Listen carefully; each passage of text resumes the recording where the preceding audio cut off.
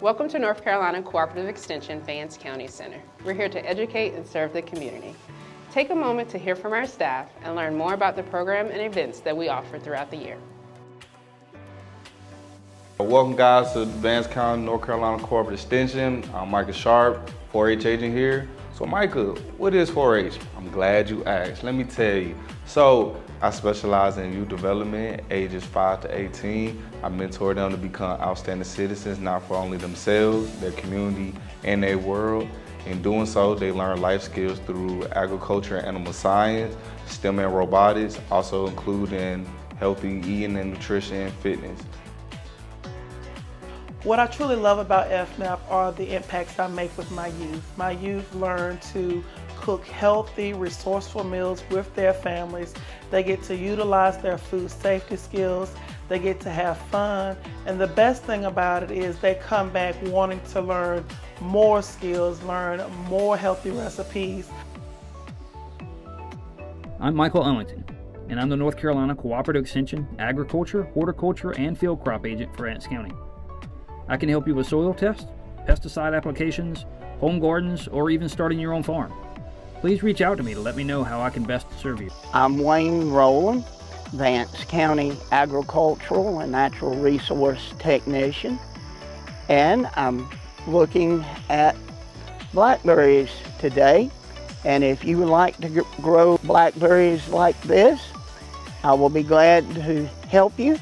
And I coordinate the Small Farms program here in Vance County, and I work with small farmers and small gardeners, limited resource and underserved audiences. Hi, I'm Pat Askew, Vance County Regional Farmers Market Manager, and we have craft folks that are just uniquely gifted, and their crafts are handmade. We have produce from our farmers that is so fresh it looks like it's still growing.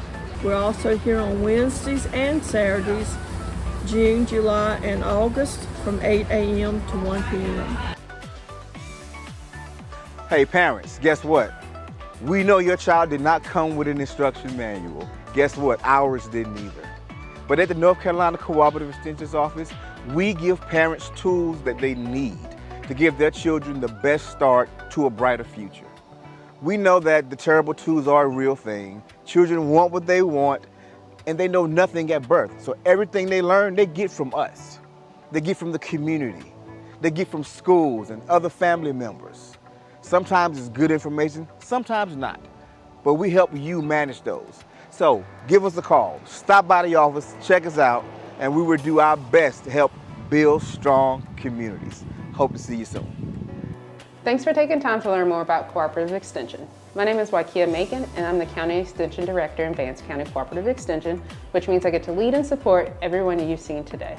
I'm also the Family and Consumer Science Agent, which means I get to offer programs to the community focusing on healthy lifestyles, including programs in the areas of gardening, food and nutrition, money management, and more.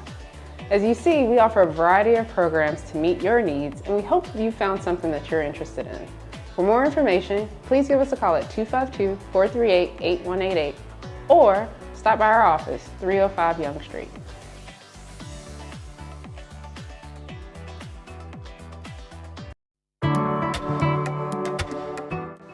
Welcome to North Carolina Cooperative Extension.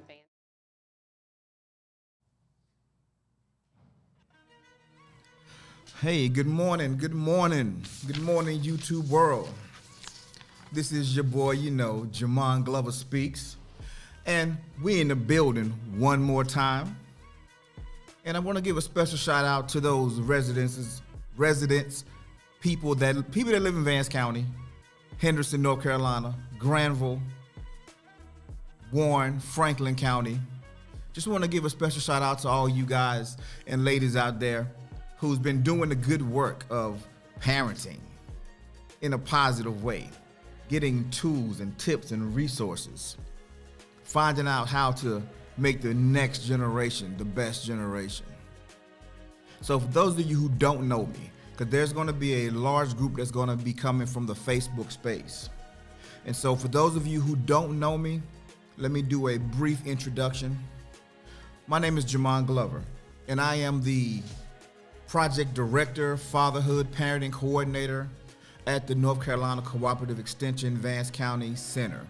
We are one of the few extensions offices that actually has a parenting program. We're going to talk about extensions and what it actually does on a bigger scale. But we're doing a special thing today because we created a new program. Well, actually, we didn't create it. We didn't create it. We adopted a new program called Supporting Father Involvement. And today is Supporting Father Involvement Day. And so what I'm holding in my hand right now is a proclamation from the mayor of the city of Henderson declaring December 13th as Supporting Father Involvement Day. So I'm going to be reading that to you in just a second. As a matter of fact, I think I'm going to go ahead and pop that up on the screen for you. Just give me one moment. That wasn't part of the original plan, but since I got it here, might as well do it.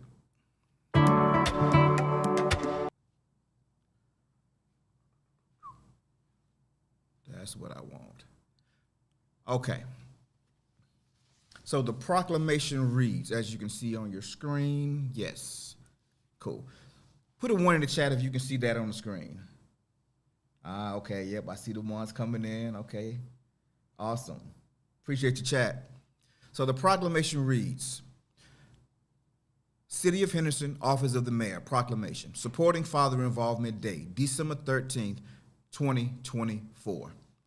Whereas the Supporting Father Involvement SFI program helps at-risk fathers, including non-residential and economically challenged ones, by addressing barriers like work pressures and relationship issues. And whereas throughout a collaborative approach involving both parents, SFI, short for Supporting Father Involvement, focuses on improving family dynamics, father-child interaction, and children's well-being, fostering stronger, healthier family units. Whereas the program helps fathers learn to improve communication, manage discipline, and strengthen bonds with their children and partners. Whereas the program offers one-on-one assistance, providing tailored advice and resources to help fathers navigate specific challenges.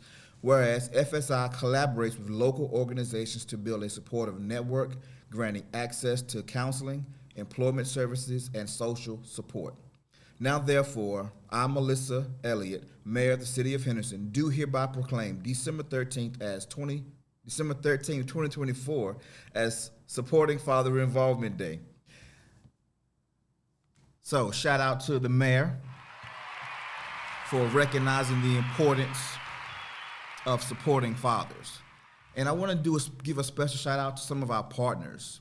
We wouldn't be able to do what we do without Vance County, first off, North Carolina Cooperative Extensions, Franklin Granville Vance Smart Start, also Triangle North Healthcare. These partners were very vital in doing helping us do the mission that we do. And so what I want to do today is a little different. I want to bring up a very special guest to me. For those of you who follow me in the YouTube communities, you've seen pictures of this guy. You've heard some of his successes, some of his setbacks, also some of the life choices that he's made and how he's walking through the process of understanding what it even means to be a man. So without further ado, help me welcome up my young stallion, the young gun of the family, Jordan Jamon Glover. What's up, man? How you doing? I'm doing good. Yes, sir. I've been waiting to have this moment for a very long time. And as you can see, this guy right here, I jokingly say that I birthed him. I'm not going to tell the whole story. Everybody may not relate to that type of humor. However, but this is the one that, out of the 5 children that I have, he's the one that I spent the most time with as a baby. So shout out to the moms out there who are stay-at-home moms, and I feel your pain. I understand the struggle. So Jordan, let me give you a little background on Jordan.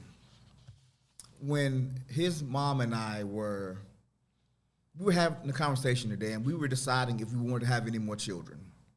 And we decided, you know what? Nah, don't think we want to have any more. The baby at the time was 6. So it's like, why start over? What's the point? So I said, well, hey, just tomorrow, just in your free time, just swing by your doctor's office and see about the process of like getting your tubes tied or whatnot. And she agreed. She said, okay, I'll do that. And when I got home the next day, she hadn't gotten there yet. So I'm sitting on the couch, flipping through the channels, and she walks in, and she has this look on her face. And I said, what's good? Everything okay? What happened? She was like, it didn't go as I expected. So she threw this brown bag at me while I'm sitting on the couch. And I open it, and it's prenatal vitamins. Not exactly what either one of us was expecting. But that wasn't even the thing. She was 4 months pregnant with this guy, and he had moved. She didn't grow much at all. So there was no sign, obvious sign that she was pregnant. And then the next month, he was born. So he was a preemie. He was an extreme preemie. He weighed about 2 pounds. He fit into the palm of this hand right here. His head won't even fit in his hand right now. So God is good. Hey, everybody saying, what's up, Jordan? Hey, everybody loving you, man. I'm just glad to be here. Oh, let me catch your mic on. All right, go ahead and say that again. Well, I'm just glad to be here, you know. I do know. And so Jordan is the child. So both of my sons, ironically, I thought my journey of fatherhood was going to be smooth. And it wasn't. It wasn't. You see, my goal was to be a better father than what I thought I had. You know, children, you know, the older we get, we think we know a little bit more than the generation that came before us. And, you know, I had in my heart that I'm going to be a better parent. I'm going to be a better everything. And then my oldest son, when he was 4, he told me he didn't want me to be his dad anymore. He wanted the neighbor to be his dad. Just tore my little heart all to pieces. But that's what started my journey. I couldn't understand. I'm checking all the boxes. I'm present. I'm providing. I'm doing everything that I think I'm supposed to do. Why is the neighbor? Now, he just said he didn't want me to be his dad. Probably wouldn't have been a big issue. But he actually pointed to the neighbor and said he wanted the neighbor to be his dad. And so that made me, once I got past my anger and my ego, I had to actually go take a look at the neighbor and see what the neighbor was actually doing. What is he doing that I'm not doing? And come to find out, it was a lot. So that started my journey. He wasn't even born at the time. And so when he came along, I was in the process, I was in a career shift. And so he was 2 pounds when he was born, but when he eventually came home from the hospital, from the NICU, he was 11 pounds. So it took him a month to gain a pound, and then he gained 9 pounds over the next month and a half. So it was a really fast journey for him. And they were warning us about all the preemie, side effects that, we need to look out for. He never really exhibited any, maybe a little attitude. I think preemies have a little more attitude because they come in the world, having to fight for life. So I think it gives them a little bit extra edge. And so he definitely has that extra edge. And I'm going to stop talking right now. I want you to talk to the people. Don't put me in jail today. No. No. But just talk about your experience with me as I was learning to be a father and the father you think I've become. This is not scripted, not rehearsed. He wouldn't agree to it no way. So, floor is yours. Well, me being, from what I can remember from when I was like 6, 7, or 9, in that area, like age range, I really couldn't understand like what you were going through as like a father. Yeah. So I was just thinking of like, he doing too much. Like, he always tell me I can't do this, I can't do that. I'm always a punishment, boom, boom. Like, it was always just I thought you was the bad guy until like around the age of like 13. I really start to understand you because I could start putting things in perspective then. Like, oh, dang, if I punched this dude in the face at school, why did I think when I got home, nothing was going to happen? Or when I told the teacher that nobody liked her, Why didn't I got home? Why did I think that nothing was gonna happen? But now as I got older, it was just I was just doing stuff to get your attention, but I was mad at the attention I was getting. So it was kind of like backwards, if you would say that. So you were doing things to get my attention, but then you didn't like the attention that you were getting. Why were you looking for my attention? Cause like me being the youngest sibling, and I think this is like a youngest sibling thing. Okay. So like you see, like I see my big brother and my big sister, like they could do more stuff or they could do more. But me being 8, 9, they're doing stuff that they age range or they say they normally do. Like I shouldn't be doing it at 8 or 9 years old. You know what I'm saying? Like going with their friends coming to the house, or they might go to the movies or something. I'm like, man, my parents like them more than they like me. And I got that little complex in my head, and I was just like, dang, okay, all right, let me start doing stuff to maybe think they let me do stuff. Or they might look at me, or they might be like, Jordan, what are you doing? Like, oh, Jordan, you want to go do this? You want to go do that? But that wasn't the attention I was getting. Because I was doing the stuff I wasn't supposed to be doing. Okay, so I wanna pivot a little bit. Early on, even though you understood what I was trying to do, was what I was doing, do you think it was too harsh? Now that I grew up, I kind of accept, it made me a better person. Honestly, like, it made me understand what structure and discipline is. Okay. And made me really understand, like, some things you just should not do. You know? Some things I should just take a step back on and really look at what I'm doing first.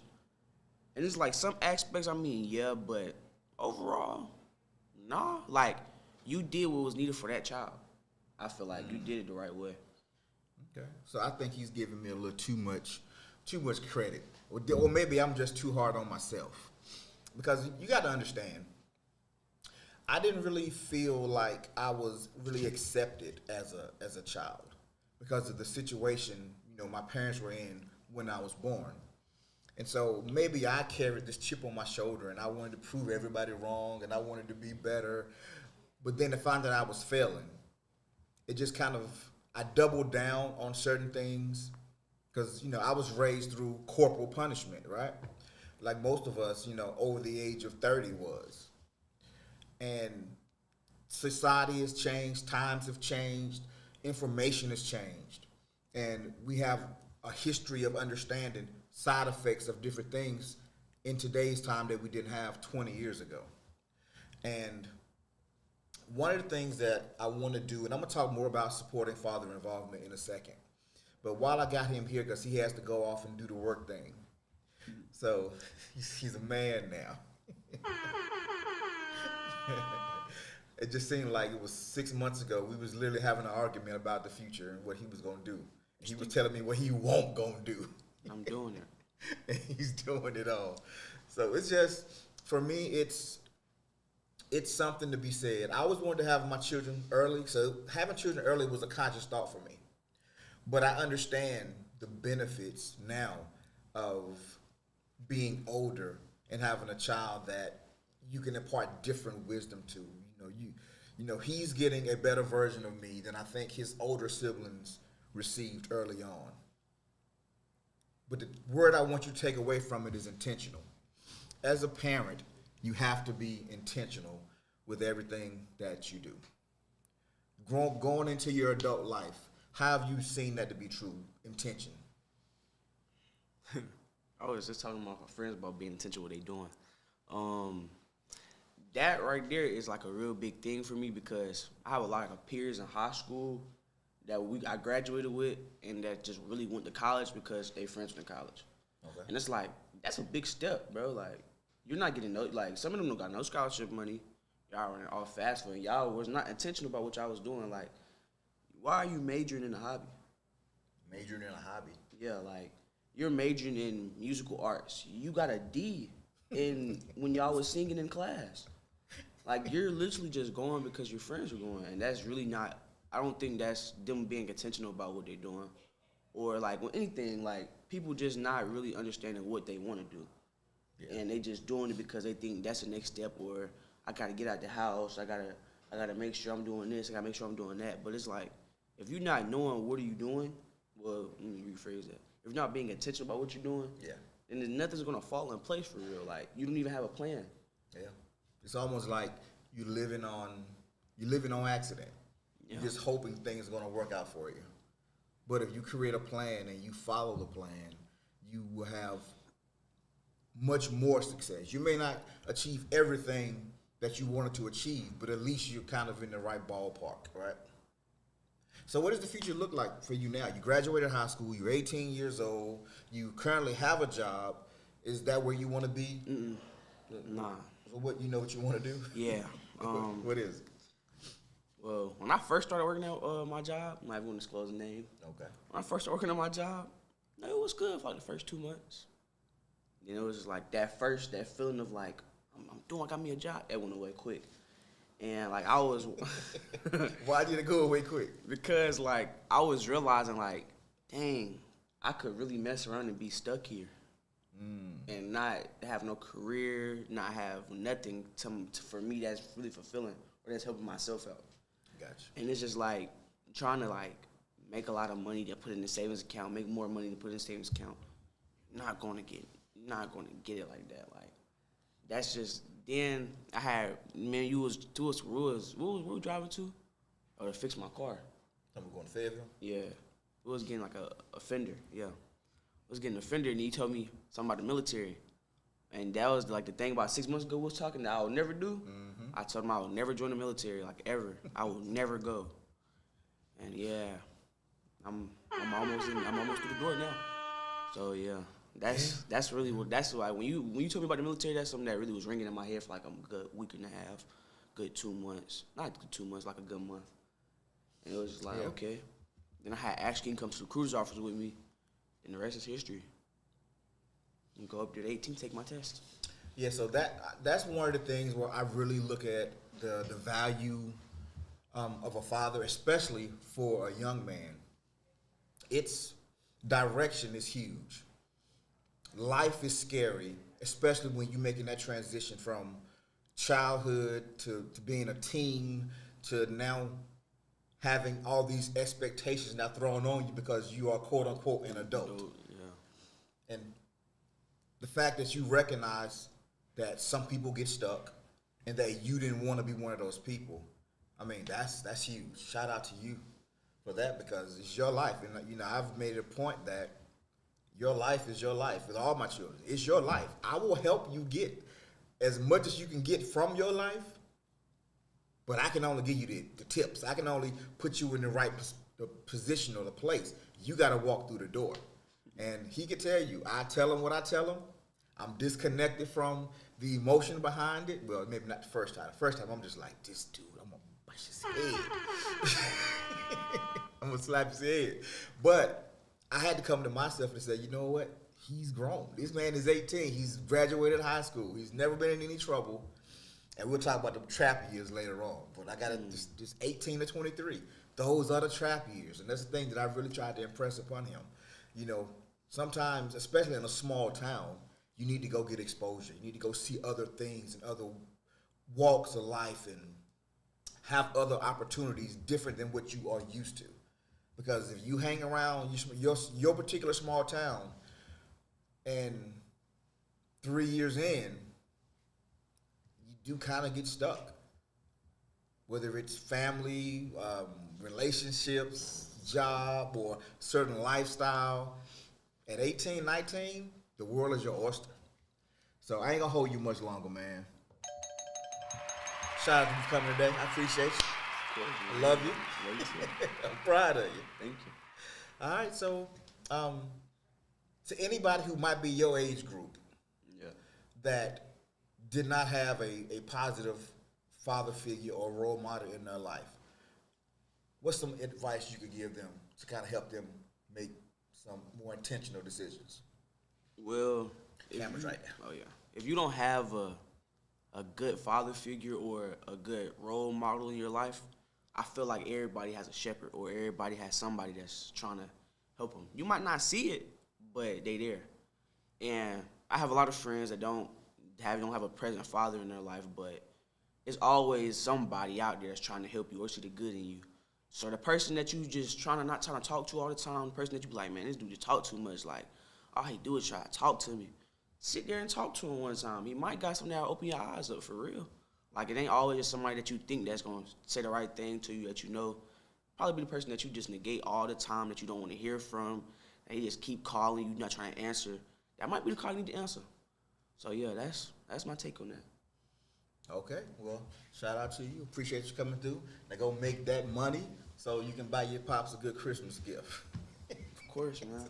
I hear my bones cracking when I get up. I heard you getting old, man. You getting old. All right, we're gonna transition to the next segment. Y'all give me a second. Let me get the young gun up out of here.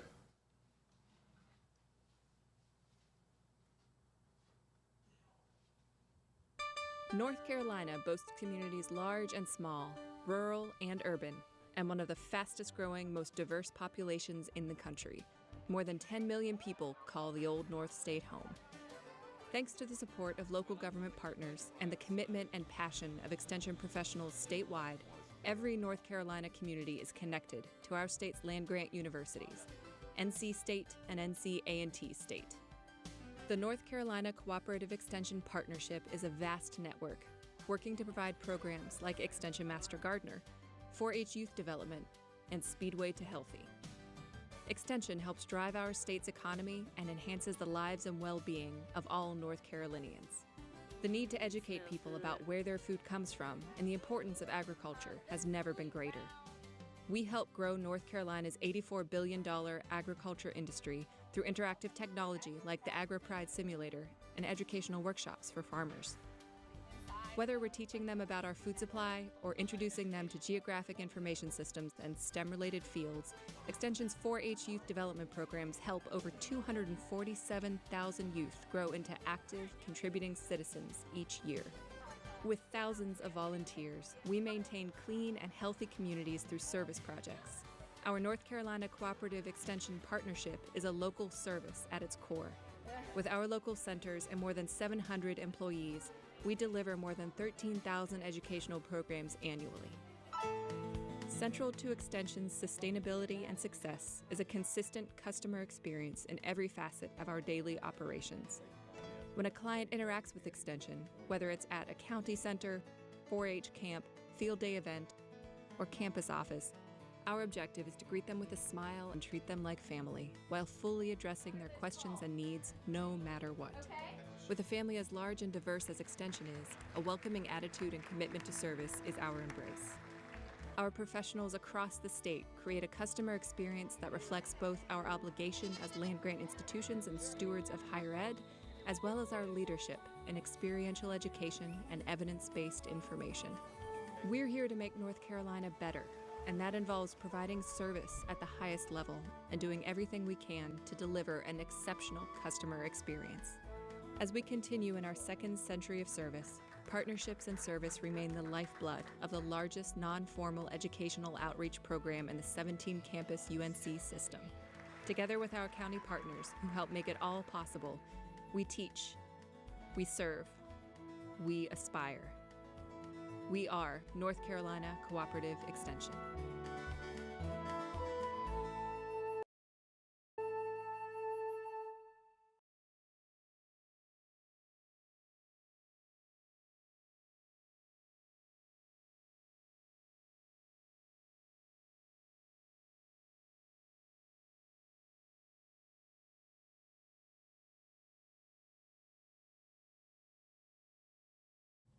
All right, welcome back, everybody. So now we're going to talk a little bit about, what cooperative extensions is. A lot of people really don't know.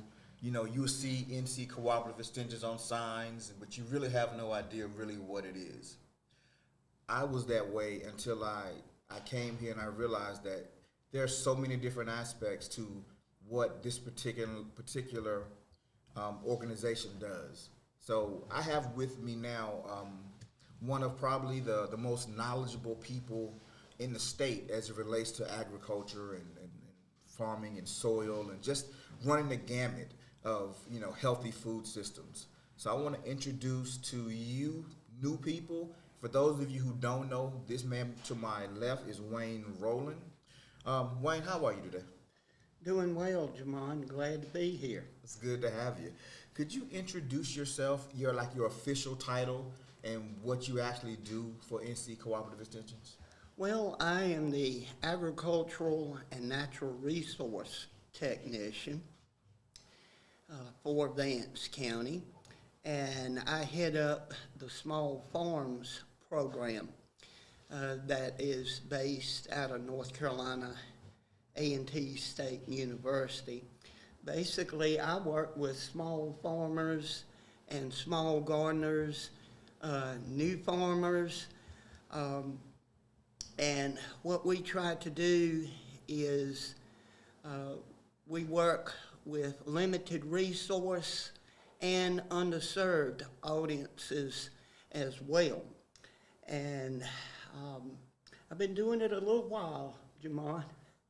A lot of folks wonder when I'm going to retire. I got 41 years in. 41 years. But I still love the job, and I've got a good team here, and really we're here to help the citizens of Vance County.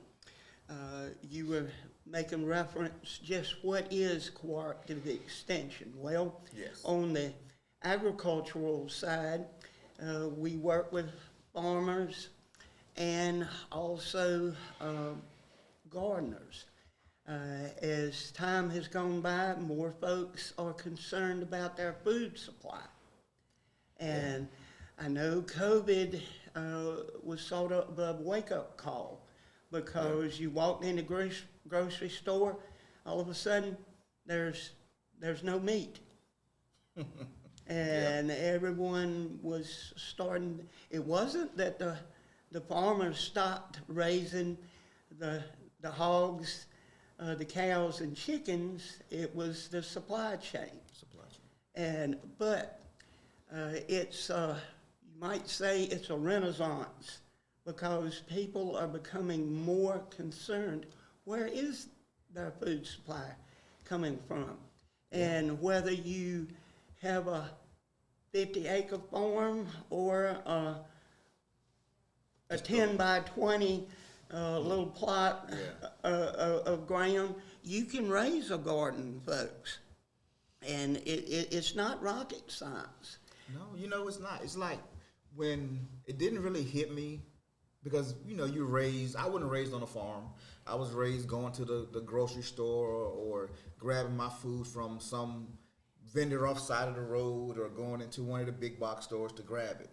But it wasn't until my mom was diagnosed with cancer that we started really getting really concerned about where our food was coming from, because we would hear about, some of the bad, in the big farms, and they use bad pesticides that kills the insects or whatever threat to the plant, but it's also that residue's on there. So how thoroughly do we wash our food? Or can we wash it enough to get all those chemicals and stuff off of it? And then it became a thing of soil. When I first started working here, people would come in and with these boxes trying to test their soil, and I'd never heard of it before. I just thought you just put seeds in the ground and it grew. That's just literally what I thought, because I didn't grow up in that space. And really, a lot of our population, sadly, they haven't had a chance to grow up on a farm. I had the privilege to grow up on a farm here in Vance County. Been on the farm or working with cooperative extension my whole life, and really touching toward your program, the fathers. I had a very good daddy. He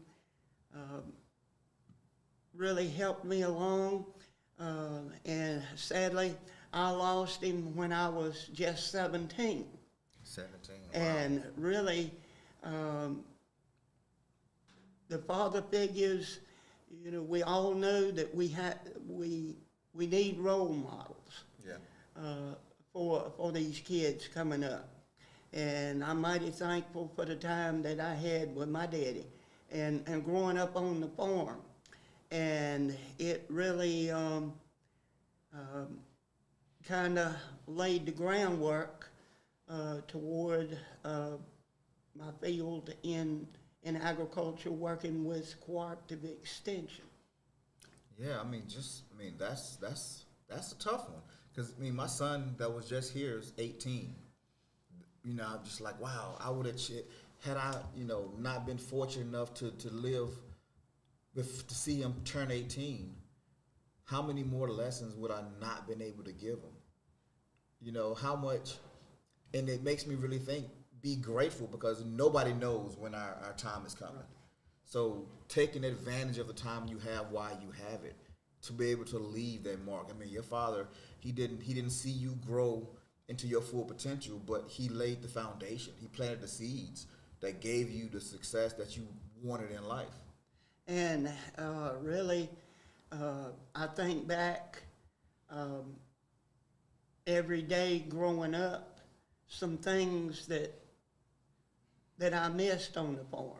I hated doing mechanic work, handing Daddy the wrenches, and he was trying to prepare me. But my love was working with the animals, the cattle, the chickens, and really, I think back, and if I have a decision to make, I think, okay, have Daddy call this play. How would he figure it out? And quite frankly, at 17, I had, one day I was the 17-year-old kid, and the next day I had to be promoted to the CEO of the farm. And make a lot of the decisions. But really, that father role, and of course my mother, she was right there. She did the supporting role after Daddy passed. She was not only mama, but she had to make some daddy decisions too. Yeah, of course. And really, I encourage all the fathers, your new program, I highly encourage them to come, and they will really learn a lot, not only better themselves, but will learn things to help their children. Yeah, thank you for that plug. I appreciate it. I'll pay you a little later. You know, I'll put a little couple coins in your cup. But that is just listening to your story. And I do often have conversations, like, even though this is it's called supporting father involvement, it doesn't exclude the mothers, because mothers play a huge role in shaping these families, shaping these children. And so if the father has the tools and he understands his role and his position and what he brings that's valuable to his family, it helps mom to relax a little bit and understand, okay, he's trying, he's getting there, you know, I can trust him to do the right thing by the family. And so when the turmoil happens of life, you know, sometimes people just go their separate ways. And unfortunately, the kids get caught up in the wash. And, you know, later on, you try to circle back around, and it doesn't always circle back as smooth. But if both parents have a good understanding initially, it makes it much easier. Go ahead. And it's really, the family is, mom and dad have their roles. Yeah. And it's almost like a sports team. Every member on a baseball or football team, they know what their responsibility is. Yep. even though, of course, now it's like our team here with Cooperative Extension. Yeah, We support each other. that's it. And if we need help, the troops are coming. You know, you've got your second squad coming in. Yep. And teamwork is really what it's all about. And one thing, Cooperative Extension, myself, my program, we try to teach beginning farmers, beginning gardeners, and if you have problems on your farm, Cooperative Extension is not a one-person show. Yeah. I'm old school. I tell folks we're sort of like the old-timey country doctors. If you have a problem, we can identify it, but if we can't solve it, we have a vast network of specialists at NC-A&T and North Carolina State. It's a bigger team. Yeah. But, and we have offices in all 100 counties of North Carolina. Cool. So if somebody they see you explaining North Carolina Cooperative Extensions and the reach that it has, the vast team and the network that it has, but they wanted to ask you, what do you specialize in, and how can you help me either start if I want to just do a raised bed and grow my own tomatoes and onions or whatever, what do you do that could help me? Well, one thing is I can come out and meet with the individuals and see what resources do they have. And we take it from there. Also, the first thing we like to do, if they're even if it's raised beds, take a soil sample of that particular bed, because you've got to, it's like baking a cake. Yeah. You've got to have the right ingredients in that cake for it to taste good and everyone to enjoy it. That soil sample is the first thing. You get the soil pH. Oh, okay, yeah. Correct. And most of the vegetables are basically, you want a range of 6.2 to 6.8. Now that's on the acidic side. Most of our soils in Vance County are going to be acidic. That's because we have a whole lot of pine trees, traditionally. And the key is, if you need lime, that can bring the pH up. Think of a football goalpost. Mm-hmm. You want it between 6.2, 6.8 on most of your vegetables. Okay.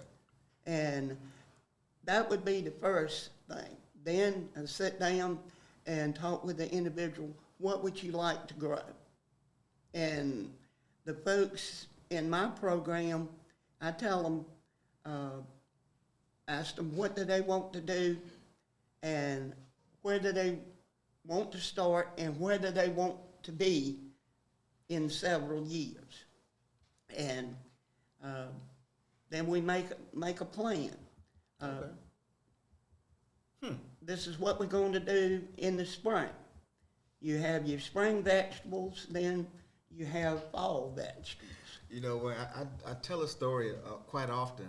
My first attempt at trying to start a garden, I didn't know what the extensions office was, but I knew I could go rent me a little tiller and till up the ground.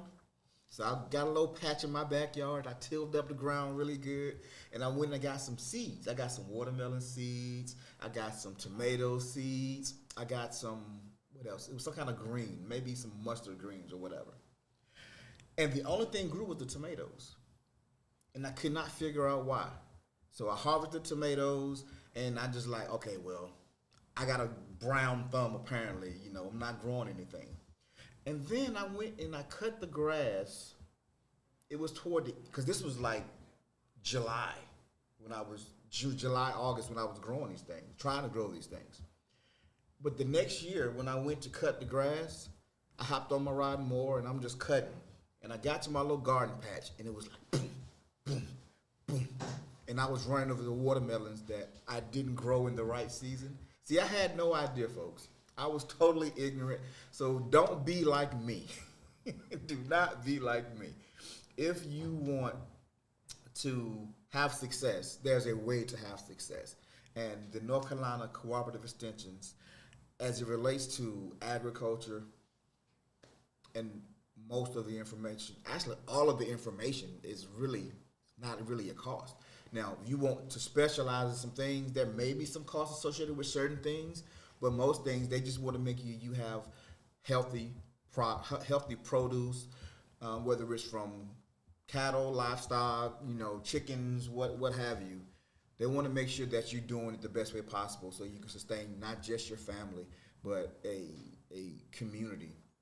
And cooperative extension, really our claim to fame, so to speak, is we bring well-researched, unbiased information from North Carolina A&T and NC State. Those two land-grant universities, we're very fortunate to have them in North Carolina, and the whole land-grant system. And really, that information is just not 1 year's research. We're talking 4, 5, 10 years of research. If we recommend a particular variety, say of apple trees, that particular variety will grow well here in the Piedmont. And where a lot of folks run into problems, like you stated, there's a time to grow these different vegetables. And we have excellent publications. We can print them out for you free of charge. We mail them to you. We even have them online. So, but the key thing is we want to get the information out to the citizens of Vance County. Awesome. Well, folks, now you know. Anything you need to do, it always starts with a foundation. So whether it's gardening, parenting, and especially this particular office, we not only want to nourish your food, we not only want to make sure you have healthy proteins and meats, but we also want to make sure that you have family success, that you're able to thrive, that you're able to be in an environment that it's producing at its best level. So thank you, Wayne, for being here today, my friend. Thank you. Enjoyed it. Also, I enjoyed it as well. All right, we'll be right back with our next guest.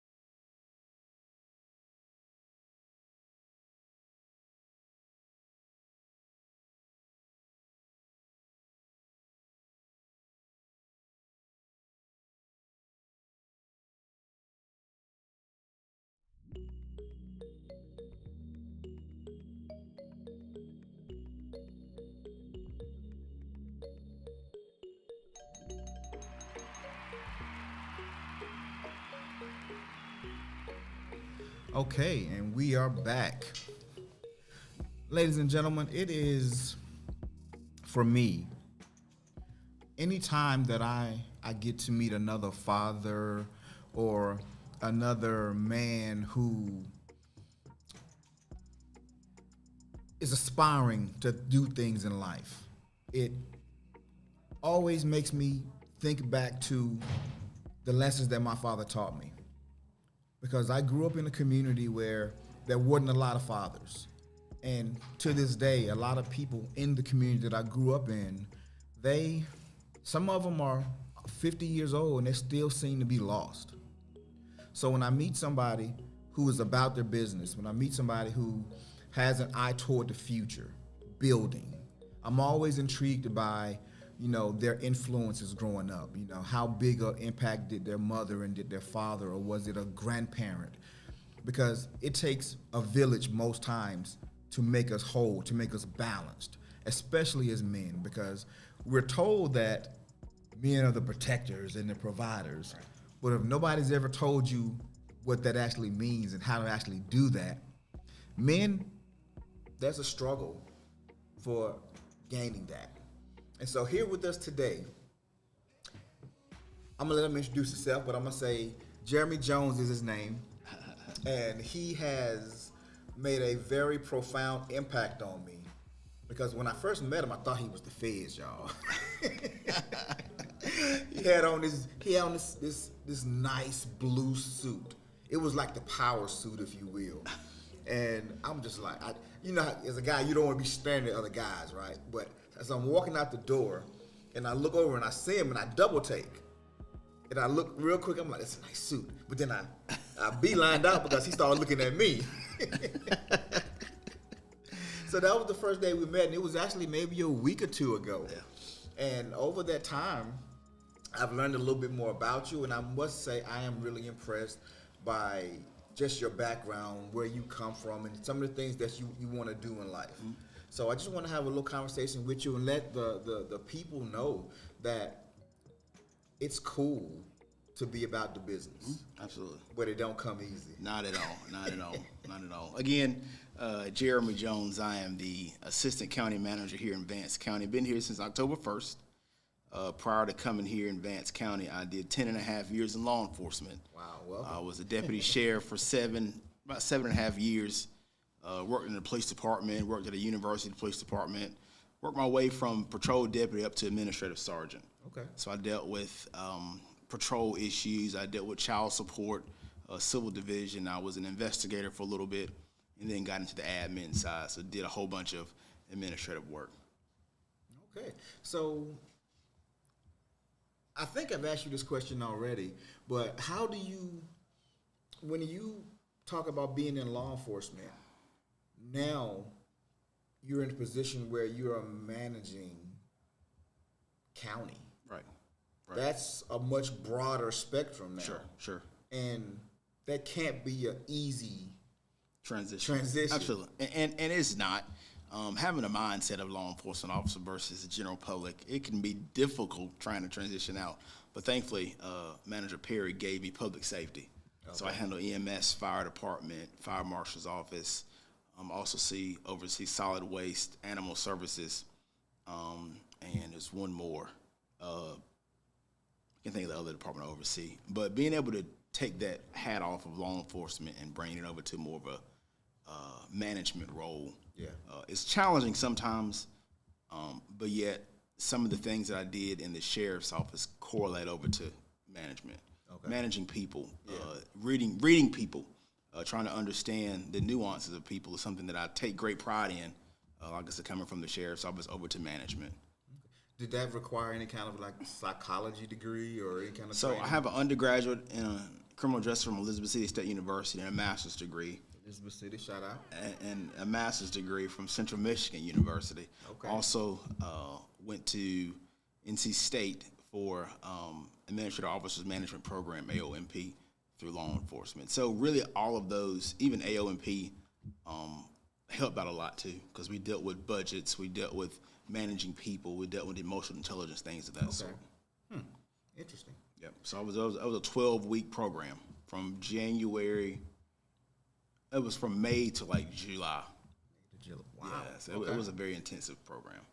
So you seem to I mean, you going in this trajectory that's taking you somewhere. Have you always been that focused, single-minded focused, or did you learn that over time? I mean, so actually, I've been wanting to be in law enforcement since I was like 12. Okay. Since I was in middle school, SRO had a profound impact on me from being from Rocky Mount, North Carolina. SRO had a profound impact on me. So I was like, from then on, I was a police explorer. And then I went to Elizabeth City State, and I kind of stayed in that path. I worked for ALE, doing some undercover work for them. And then, like I said, law enforcement, man, it's just where I found my niche. Okay. I got in and been there ever since. I want to go back.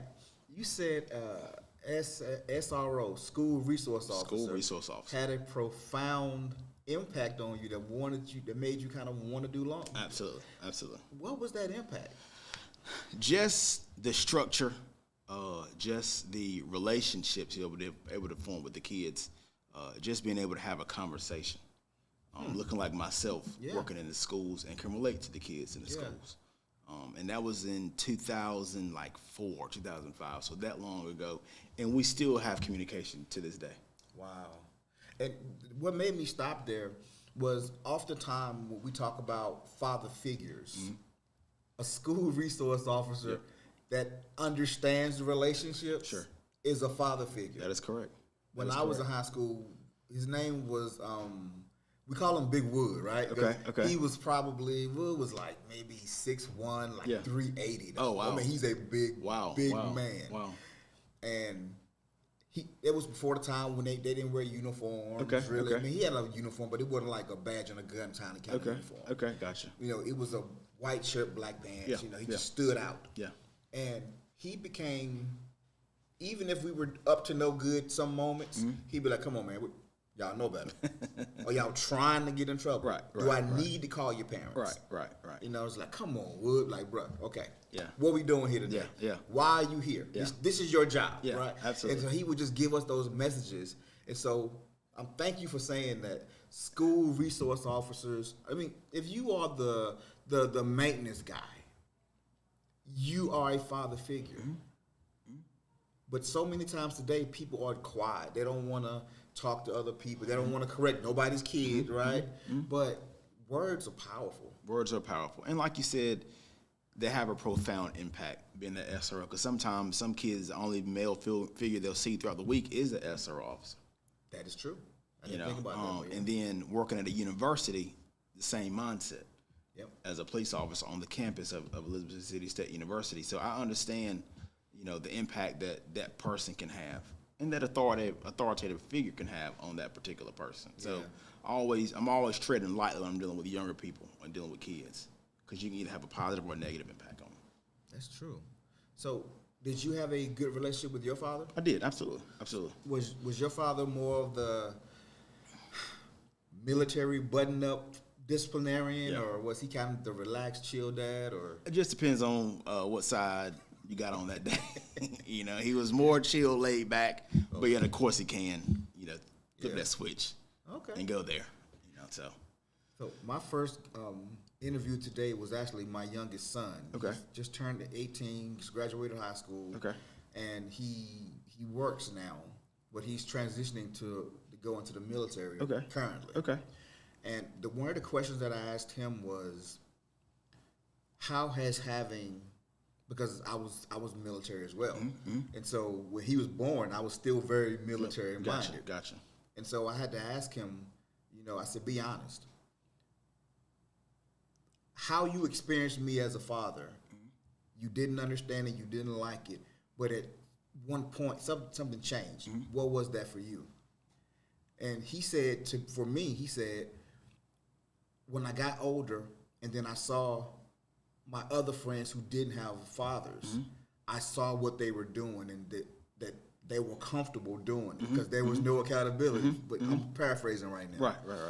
And he said that he grew to appreciate it because he learned how to think for himself. Gotcha. He learned how to have intention with the decisions that he make and being accountable for those decisions. And he realized early on that it's making him choose a path instead of just letting life happen. Right. So for you, was there a moment or a philosophy that your father had that kind of made you didn't appreciate it at first, but as you got a little older, you started to realize he was right? Yeah.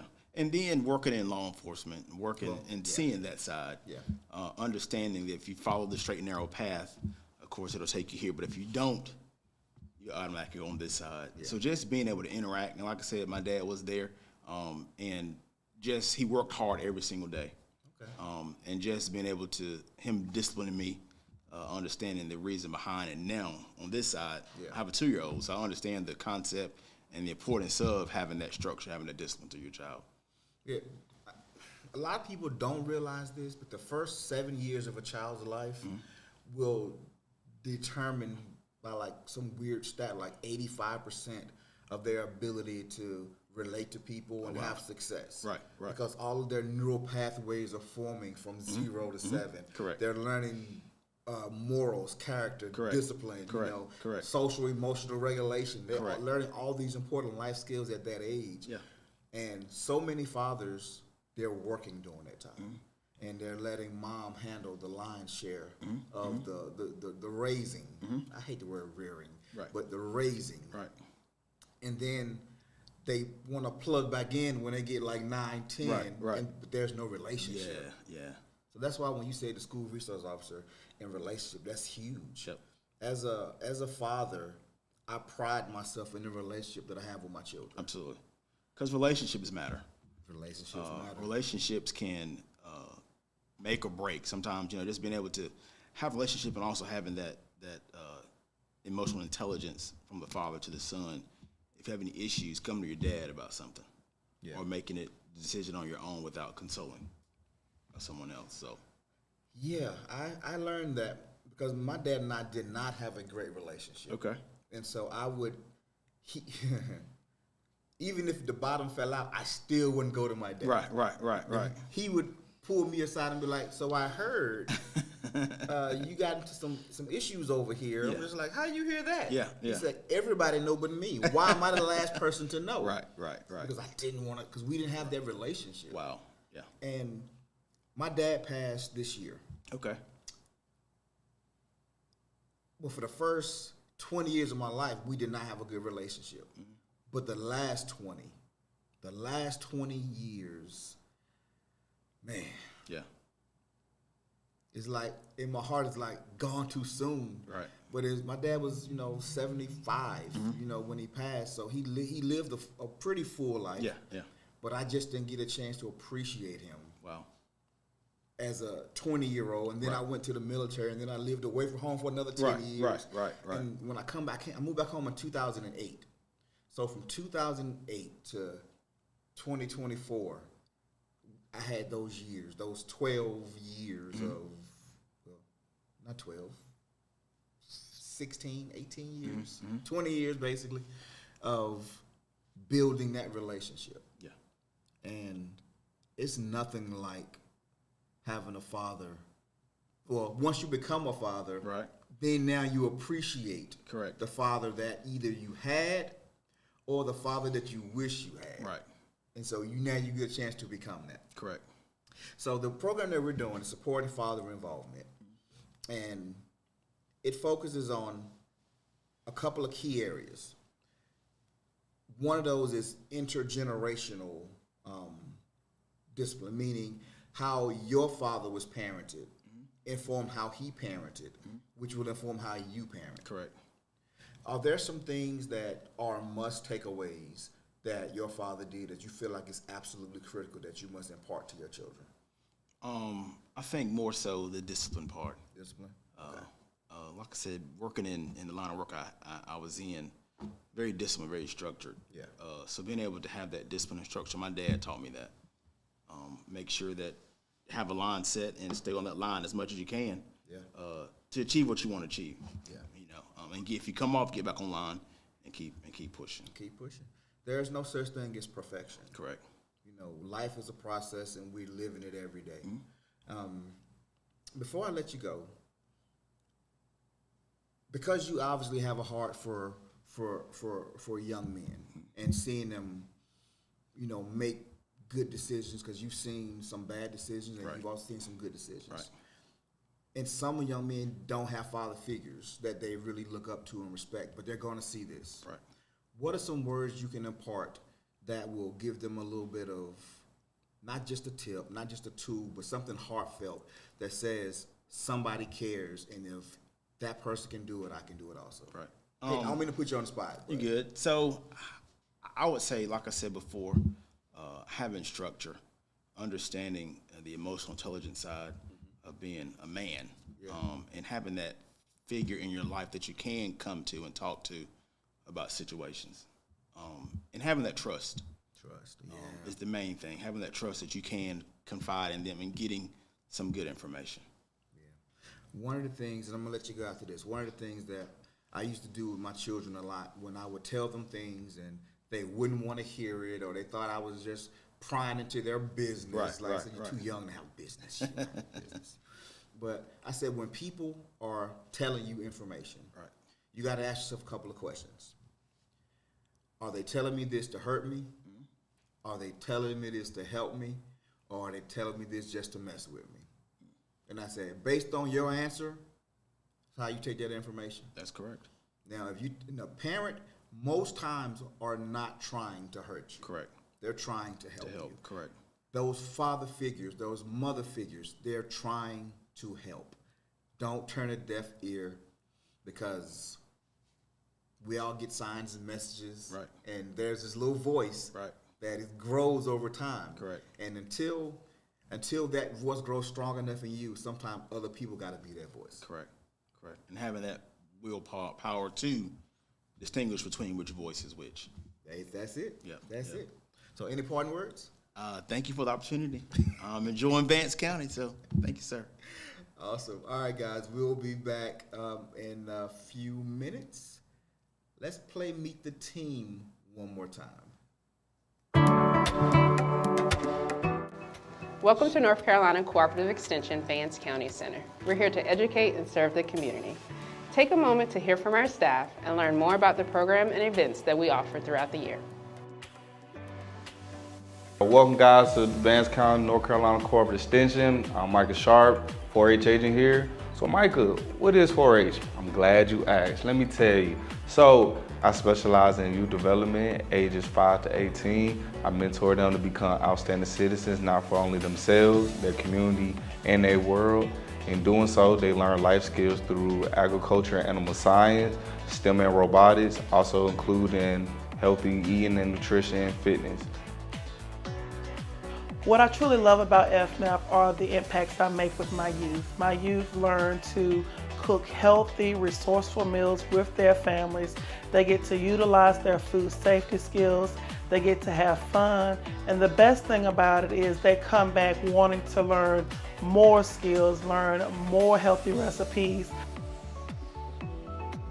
I'm Michael Ellington, and I'm the North Carolina Cooperative Extension Agriculture, Horticulture, and Field Crop Agent for Vance County.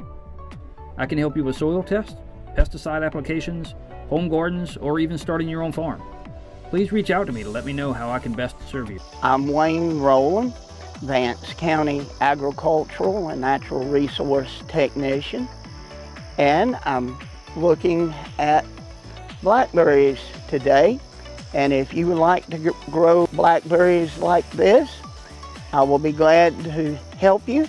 And I coordinate the Small Farms program here in Vance County, and I work with small farmers and small gardeners, limited resource and underserved audiences. Hi, I'm Pat Askew, Vance County Regional Farmers Market Manager, and we have craft folks that are just uniquely gifted, and their crafts are handmade. We have produce from our farmers that is so fresh it looks like it's still growing. We're also here on Wednesdays and Saturdays, June, July, and August from 8 a.m. to 1 p.m. Hey parents, guess what? We know your child did not come with an instruction manual. Guess what? Ours didn't either. But at the North Carolina Cooperative Extension's office, we give parents tools that they need to give their children the best start to a brighter future. We know that the terrible twos are a real thing. Children want what they want, and they know nothing at birth. So everything they learn, they get from us. They get from the community. They get from schools and other family members. Sometimes it's good information, sometimes not. But we help you manage those. So give us a call, stop by the office, check us out, and we will do our best to help build strong communities. Hope to see you soon. Thanks for taking time to learn more about Cooperative Extension. My name is Waikia Macon, and I'm the County Extension Director in Vance County Cooperative Extension, which means I get to lead and support everyone you've seen today. I'm also the Family and Consumer Science Agent, which means I get to offer programs to the community focusing on healthy lifestyles, including programs in the areas of gardening, food and nutrition, money management, and more. As you see, we offer a variety of programs to meet your needs, and we hope you found something that you're interested in. For more information, please give us a call at 252-438-8188 or stop by our office, 305 Young Street.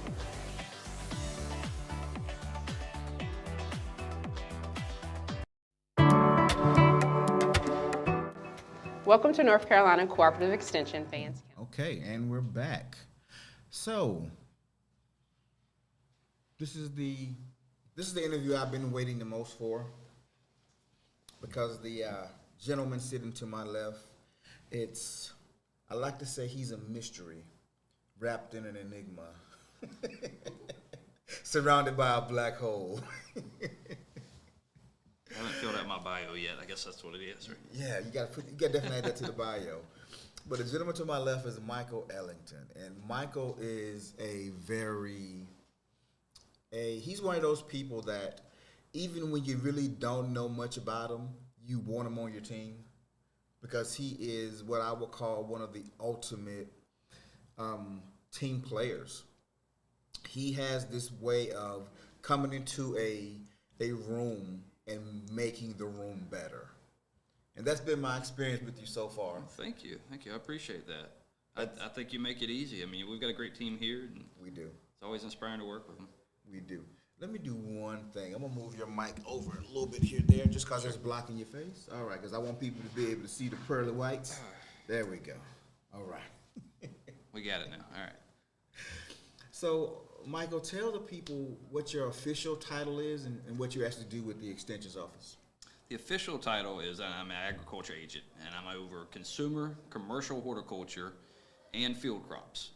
Okay. Because we don't have a livestock agent here, I get that too. Yeah. So I think the official title that most people use, the plant guy. Plant guy. That's what they know me as. So with the consumer and commercial horticulture, that puts me over nurseries. If you want to start a nursery, if you have problems in a nursery, you have a pest or something like that, we can provide technical assistance for you there. And that could be bumped all the way up to the university level if you need somebody to come have some lab work done for you, if you've got soil issues. And that applies at home too. Most of the time we see folks that have one plant that's maybe not doing as well. They've purchased it many years ago. It has some sentimental value and they want to save it. It could be grass, that kind of runs the gamut of what people are interested in. Or peace lilies. Peace lilies. Yeah. During times of bereavement, people will give peace lilies because I guess they're supposed to have a longer lifespan. Right. And when they get tired, they flop. It's underwatering is something we see a lot of. Underwatering. Yeah, it's hard to drown now. So. Okay. But we also do field crops too. So we have a lot of farmers in Vance County. We have a huge amount of soybeans here, and unfortunately, soybeans have issues just like any other plant. So I'm constantly in the field looking out for pests, for diseases, and just making sure that their financials are in good shape on my end. And what I mean by that is that I can help save them money. And agriculture is so critical to our economy. We want to make sure that we're doing that. Yeah, a lot of people like myself, my journey into agriculture and farming, It was problematic early on, but the more time I spend in this building, in this space, I'm realizing the need for healthy, healthy food, because I've seen some of the horror stories. Right, right. So if I am in the space where I want to, let's say I have an acre of land and I want to do like a community garden, I would call you.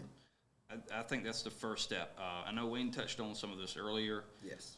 What I see most often people are confused about is not necessarily the production side of how to grow, Okay. but where to start, that planning side. Okay. And some people, you know, they want a garden. They don't know what a garden is. They don't even really know why they want it. Yep. But they're looking for someone to kind of hold their hand and to be a friend, somebody that they can call and bounce questions off of. Okay. And that's why we always like to get in, if you'll excuse the pun, at the ground level with the garden. Yeah. And we currently have a framework for that. We've got a lot of interest, a lot of growing interest in community gardens. So we're putting together a framework for, you know, the introduction of management of the garden, introduction of, you know, installation of the garden, and more importantly, sustainability. How do we make sure this garden sticks? How do we make sure it's not just something that's a fly-by-night 1 or 2 years because one person is interested? Yeah. And that's been the most challenging part, I think, is to make sure that we have that continuity of, you know, of gardeners there. Is there a way to? I don't see many young people gardening. I guess because it's, I have a phone and social media that's taking the majority of my time if I'm 20, right? Right. Can you express the need to learn the skill of gardening or farming earlier? Is there a need? I think so. I think when you look at agriculture on the large scale, this is the main driver of our economy, right? And that's everything that our economy revolves around is something produced. Yeah. And agriculture is at the ground level. Also, I would say, you know, there's an easy way to kind of tie the healthy eating into it. There's an easy way to tie your mental health into it. And quite honestly, this is the story of us. Yeah. So this is where we started, and it's going to give you great insight to where you'll end up. So get out there and garden, and don't think it's just planting. It's not just planting flowers. It's not just harvesting tomatoes. Robotics, if you're, you know, the STEM side of it, if you want to be robotics, there's agronomics. If you like the financial side, there's marketing. There's a ton of different ways that you can get into gardening without having that focus on something that you might not be primarily interested in. Got you. Is there's some very enterprising young people out here who has great ideas. Is there still money in agriculture and farming? Can I still drive a Lambo if I want to go into this line of work? The short answer is yes. Lamborghini makes a great tractor. I don't know that you'll be making millions of dollars starting out. Okay. And that's probably the biggest issue to get people into gardening and get people into farming. What folks want is a 6-month commitment to a boot camp, and then they want to go out and make a lot of money, and it simply doesn't work. Yeah. A lot of our agriculture today is based on heritage. Somebody has passed this down, and it's getting more expensive to buy the equipment. It's getting more expensive to buy the land. So it is more difficult to get into it. With that being said, I think the future of agritourism and agronomics, I think it's really great in this area. Okay. It's a big opportunity. And beyond that, there's so many different ways to go for it. A lot of people are exploring marketing online. A lot of people are exploring CSAs. So it will certainly change in the future. There will be money to be made. Agriculture isn't going away. We have to eat. We gotta eat. It will be here. It looks a little bit different in the future, but it's around to stay. Yeah. But that's where innovation comes from. Taking an old thing and putting a new spin to it. I mean, it helps. But worst case scenario, you save yourself some money in the grocery store. That's right. I always encourage folks to look for the intangible benefits. And there's a story I love to tell about my son. I think I've shared this with you before. He and I were working in the garden, and he was off playing on his phone. And we weren't connecting. He's over there playing on his phone, and I'm, really doing my work. And he comes to me after, and he's got this really amazing, like, pan shot of the vegetable sprouts. Yeah. And he had made a commercial for it. And this was something that I didn't think of. It was a way that he approached that I didn't. Yeah. So don't discount those intangible, making memories, forming your strong bonds. He's learning patience. He's learning adaptability when he's going. There's a wealth of knowledge to be gained outside of just the biology there. Yeah. Wow. That was a great insight there. Being a father, sometimes we're so busy trying to make sure that they are prepared for the future that we don't really always see their interests and where their strengths are, because sometimes we're so busy trying to get them prepared for real life. So as a father, is there a way that you try to mitigate that? You try to incorporate their thoughts and their actions or their culture into what is the world? That's a good question, because what's important to me, making sure the house payment's made or taking off the trash, this is not important to them. No. And it's something I still struggle with, to not sideline them. Yeah. So making time for them, finding them on their level is something that I've tried to do. Okay. And I'm still trying to do it. Yeah. There are cartoons that they watch and that I just can't stand. But I don't get it. but that may even be like inviting them into my recreation. Mm-hmm. One of those being gardening, and that's why I try to invite them. Sometimes that's just to put them to work, just to get them off the phones and out in front of the TVs. But trying to find those moments where we're not connecting, but there might be something there is something I've been working on. That's good. I like that. I'm gonna have to incorporate that too. Here's one thing that I do. I'll walk in the room or walk in the house, and they'll be watching a certain show or YouTube video, and I'll sit down and I'll try, and I'll just be like, but all of my parent spotty senses are tingling because this makes no sense. Right. This has to rot the brain. No, So that's the worst. Yeah. It's the worst, right? And so what I started doing, actually my wife, kudos to you, boo. She actually said, instead of trying to force your thoughts on the subject into them, right? Why don't you compare and contrast? And I was like, what do you mean? She said, well, pick a Saturday, take 4 hours. You show your favorite movies or albums of all time or whatever it is that you value, and y'all have a contest and invite the rest of the family and they'll decide. So if you think Sting was the best WWE wrestler of all time, or Ric Flair or whatever, but then they like who some of these new guys are, then y'all just have like watch contests. And that's the way to not just build the bond, but also give the exposure. So do you expect any pushback for that? Because I imagine my kids already are roasting me because of how old I am with these old cartoons. But what kind of pushback do you expect from that? I make it a point. I don't go to something that I know they're just not going to get. Like, I'm not going to show them, I will show them Tom and Jerry. Right. But I wouldn't show them Elmer Fudd and some of the original Tasmanian Devils. Yeah. But I would show them Tom and Jerry. And one movie that I thought was like, this movie has to be the single dumbest movie ever created, and it was I think it was the Teletubbies. It was one of those shows that I'm just like... There's a lot of those that fit that. Yeah. Yes, just like, But then my daughter, my oldest daughter, she hit me. She said, Dad, hit him with Gracie's Corner. And I said, what's Gracie's Corner? Gracie's Corner is a newer cartoon. Well, it's not a cartoon. It's a YouTube channel, actually. Okay. And it has characters. It's like Sesame Street on steroids.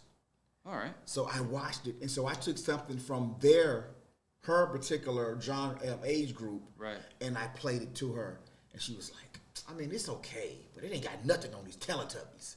And so we had this whole debate, and long story short, I'm thinking this exercise is pointless. Yeah. My birthday just passed on Wednesday. I got so many messages talking about, I'm glad you give me long advice, because I talk a lot, right? But also, when you make me watch these things, or when you show me these things, it showed me that you really do care. It's, I felt the same way about my dad. There was plenty of things that I didn't appreciate at the time. It's amazing how smart he became as I got older. As you got older, yeah. Well, what's one memory that sticks out that you was like, man, I was so wrong about that? One kind of overarching theme with my dad was he didn't like to give advice. So he didn't grow up with his father. Okay. In a lot of ways, he just kind of had to figure it out, right? Yeah. So I do often wonder, how did that affect his, parenting skill? Yeah. And if you had asked me when I was 16, his parenting skills were horrible, of course. Of right? course, yeah. So there were times when I would ask him, I've got this problem, and, Dad, I need your advice. And he would say, well, you'll figure it out. Yep. And, I hated him for that. Because here I am, I've got my hat in hand, and I need your help. Yep. And you're basically just kind of pushing me away. What he was doing was really kind of preparing me for after him. You'll figure it out. And I think the underlying thought was, you're not the only person. Everybody here has gone through something like you've gone through, and you'll figure it out. Yeah. So I think there was kind of a secret message, like, don't be stressed. It'll work itself out. This is not going to last. And, it's something that I tell my kids all the time, you'll figure it out. Yeah, I can see how going through it, I'm coming to you for this advice, and all I'm getting is I'll figure it out. That is tough in the moment, right? It was. It was. Yeah, but then as you grow, you start to say those exact words. I'll figure it out. It made me, after a time or two, I thought, well, I'm just going to stop going to him. Mm-hmm. And that, that was the greatest thing, because I became more independent. I started to trust in myself. Mm-hmm. I started to really kind of take myself seriously. Yeah. And figure it out. Yeah, and that's where confidence comes from. Yeah. Confidence comes from you actually putting your hand to the plow, so to speak, right, and feeling all those bumps and learning how to keep this thing on track. Right? That's right. So that's kudos there. It's a hard lesson, but there is no perfect way to parent. There is no one way to parent, because there's always lessons. I had always assumed that he didn't know what he was doing. Now, as a parent myself, I know for certain he didn't. Yeah. So it's nice to kind of come full circle with that. Yeah. And the beauty in that is sometimes when you don't know, and a lot of guys who are guilty of this, we create answers when instead of saying I don't know. That's right. I've got an ego to protect. I'm dad. Yep. I know everything. Yep. And I have to, I have to be strong. I can't show a moment of weakness. And my kids will look up to me. I got about 10 years before that kind of fades. Yeah. So I do that all the time, and it's something for me to work on. Yeah. Not Hey, some of the greatest stories came from something I made up. I told my daughter when she was probably 3, and I was watching something and people were kissing, and she was, and then I think it was the guy, he kissed another girl, and she was like, ew. I said, baby, it's fake lips. Don't worry about it. It's fake lips. I didn't think she had caught that, but at 13, 14, she's telling her youngest brother, they wear fake lips, Jordan. They wear fake lips. And I'm just like. Interesting.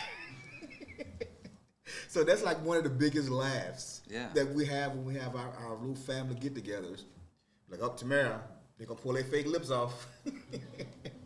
Shut up, Dad. You made me look stupid. I'm like, my bad. I was trying to protect the 3-year-old's innocence. I'm sorry. Yeah. That's a great story.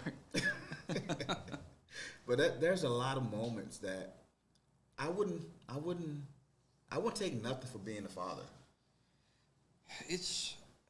I also wonder, I don't have a way to compare these two, but I do wonder if it was harder on my father, his proximity to not having a father. I wonder if he was probably just as scared as anybody else. And I feel like I have a great support network. Yeah. I have folks that I can ask questions. I have wonderful folks like you to come to and bounce ideas off of. Yeah. But I do wonder, for the fathers out there that are just really scared of making the wrong move, what kind of recourse do they have? Do they have any way to reach out to anybody? The hardest thing that I face in this work is there's a movement that's kind of been bubbling under the surface for many years, especially in the black community, African American community. Y'all heard it, or was it just me? No, just me. Okay. You're good. Yeah. All right. You got a buzz over there or something? Yeah, I just want to make sure. Gotcha. Okay. Yeah. So, just want to make sure something about to shut down. Yeah, connection's still good. I lost my train of thought. You're talking about a new movement that's just bubbling to the surface. Yeah, and it's been bubbling under the surface for a while that fathers are unnecessary past procreation, right? Or past conception. And I'm hearing it a lot, in the previous program that we did here, the Incredible Years program. And most of our participants were, moms between the ages of as young as 18 up to maybe like 25, 26, 27. Okay. And there's this growing sentiment that, fathers are not very important. As far as once the baby is here, what is dad going to do? Because they didn't grow up with fathers. And I see. They can't. The thought is, I turned out okay. I never knew my dad. My dad died when I was, a baby. And, I had an uncle and a grandparent around, but I didn't have a father. It's hard to miss what you never had. It's hard to miss what you never had. And so now they're in relationships, but they're single moms in their relationship, and so they're not really. They don't think that their child's father is needed. You think that's a marketing issue? I mean, I think that men have a responsibility to kind of market themselves. What do they bring to the table? It's a little bit of a it's some choppy waters there, some choppy waters. Sure. And so, but what happens is you have these same fathers to these children that their mom think they're unnecessary. Right. There is no accountability. There's no standard that they even have had to hold themselves up to, because a lot of them didn't have their dad around. Right. So it's this circular, it's a whirlwind right now. And most of the guys that I've been talking to, they're lost. They don't know what to do, which is why the need for supporting father involvement, why it's really rested so heavily on my heart, because it kind of takes it back to the lens you see through, the relationship you have with your significant other, right, the relationship you have with the child, the lessons you learned or didn't learn from previous generations, and actually how to build this family. Right. Every member matters. Which would you rather do without, your thumb or your big toe? I mean, you need both to function properly. Right. And it's fathers are not necessary in the birthing process, other than somebody that maybe hold hand, yell at, be there for more support. Right. But outside of that, conception and raising, there's a part to play. And I would push back against anyone who thinks that way, because you're it's cliche, but your children are a gift. They're a gift to you that you should embrace, but they're also your gift to the world you live behind, or leave behind. And any chance you get, you can't teach a child too much. They're going to soak up everything. No. So I would push back against anyone who feels unneeded, or anyone who thinks the father is unneeded. It's just not true. It's not true, and I'm trying to change that narrative, because there's so many fathers who will use that line of thinking as the excuse to not be as involved. And so that's one of the things that we really want to do with the programming that we do here. my father didn't believe I was his kid. And we didn't even start to establish a relationship outside of, well, he had us in church every Sunday. Okay. He was present every day. He raised us, but we did not have the connection. Right. It wasn't until I hit middle school and going into high school, and I was a pretty good athlete. And so his friends would, because he never really came to my games or anything. Okay. And so his friends would come back to work on Monday morning and say, hey man, your son was out there getting it. Where was you at? And he was like, what do you mean? He was like, man, your son is good, man. And next thing you know, I hear somebody say, hey son, hey. And I look up and it's him in the stands. And I'm like, in my heart I was conflicted because I was happy to see him, but I also like, why are you here? You know? And so it was problematic for me trying to reconcile that. Right. And so when I always said, when I have a family, I'm going to be the best father I can be. Matter of fact, I'm going to be better than what I had. But as I got older, I realized my dad was just a dude. We pedestalize our parents sometimes, forgetting that they're people. Right. And the worst person to raise a person is a person who don't have confidence. They don't know who they are. Their life is in no shape, form, direction wise, secure. And now you're responsible for this whole nother life. Yeah, and honestly, I felt a little more anchored after I had my daughter. We had our daughter first, and then we had a son. Mm-hmm. But that completely redirected me. Yeah. Yep. So I felt that kind of anchored me and gave me a better direction. Yep. Gave me a little responsibility. Yep.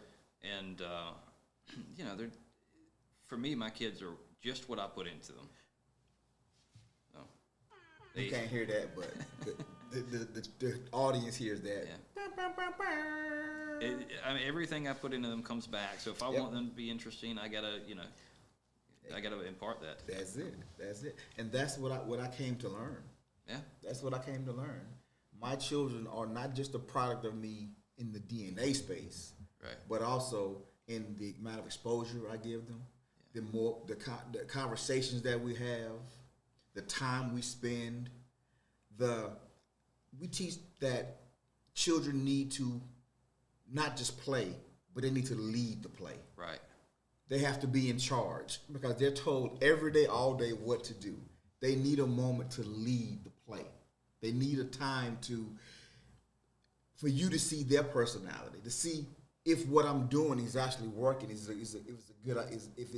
they're responding to it. So just a question for you, because my wife has a completely different parenting skill than I do. Okay. And we just have completely different styles. I think they complement each other most of the time. Most of the time, yeah. But I'm often labeled as the fun parent. It's a heavy, heavy crown to wear. Yeah. So do you think there's some reasoning to be the fun parent? That's kind of what I'm hearing for you. Be the fun parent every now and then. And I think it's cyclical, right? I was not the fun parent for many years. I was the disciplinarian. And then one day, and something about, you don't have grandkids yet, but I do, right? And when I was raising my children, and we're making cookies, for example. Okay. And I said, hey, don't do that. You're going to knock it off the table. And then they knocked the whole bag of sugar off.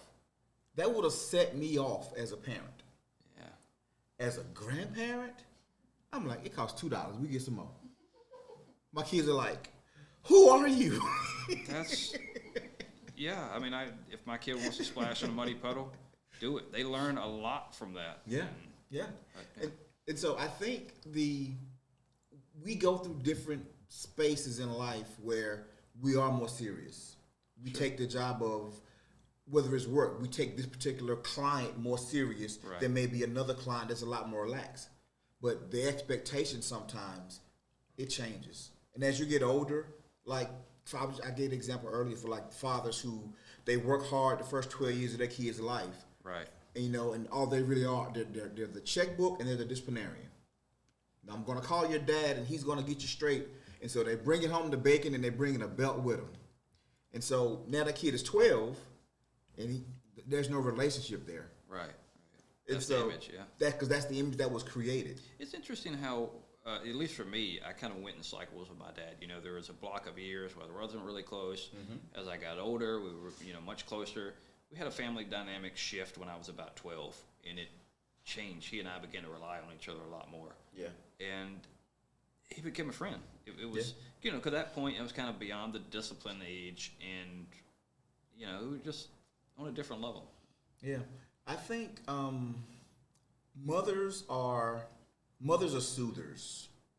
Dads are exciters, just in nature. That's kind of a generality, but for just an example, when a mother's playing with a child, she'll get down on one knee and she'll little puppies in there, chugs in the cheeks. Right. Dad'll grab a kid and be like, ah, throwing them up in there. Yeah. It's just like, so they get really excited when dad is around, and mom is just like, it's a little bit more of a laid back fun. So it's two different things, right? And so I do believe opposites do attract each other. I do believe that in a lot of ways. And so if going back to you being the fun parent, you're the fun parent because you have learned to meet them where they are because your dad said you'll figure it out. Right. So it kind of was a natural progression for you.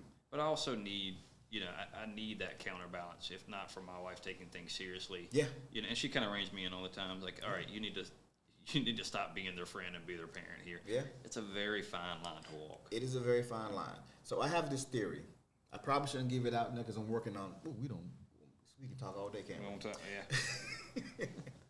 yeah. But I believe it goes in sequences of 7. I talked about 0 to 7, right? 0 to 7 is like that foundational period. 7 to 14, you're really a guidance counselor. You're helping them make decisions. You're helping them process things emotionally and physically. Right. Set 14 to 21, you become a coach. Now you helping them get the best out of them because adulthood, college, military, whatever their choice is. And then 21 to 28, you're more of a mentor. Right. I fully feel like as much as my children, I have great relationships now because I have a 13-year-old, but the others are 18 and up. I'm not your friend until you cross 28. Okay, that's an interesting way. That's how I see it. At 28, on your 28th birthday, you can't call me my first name still. I'm still dad. But now the respect is there. Right. Because now you've earned it. It has some life behind you. Yes. I got you. Yes. But every phase, for those 4 phases, there's a process that I am putting you through. Almost like rites of passage, right? Right. It's a process that I'm putting you through for 28 years. And then at 28, I know you are equipped. Everything that I know, with the exception of the experience, right? You know it. Now you just gotta live it. I got about 18 more years to go on my oldest, so don't be surprised if I reach out to you. Not a problem. Not a problem. Look, you got any closing thoughts? Because we have been going a minute. Don't be afraid to fail. Don't be afraid to fail. Fail, and embrace that. If you fail, then great. You've learned something from it. Yeah. Both of you learned something from it. Exactly. And it happens. Yeah. You're not the first one to do this. That's it. And also, teamwork makes the dream work. There you go. You and your wife lean into each other. Co-opt her into some fun, being some of the fun things, and you co-opt him into being some of the harder things. That's right. But that's how you form the balance, and that's what's needed.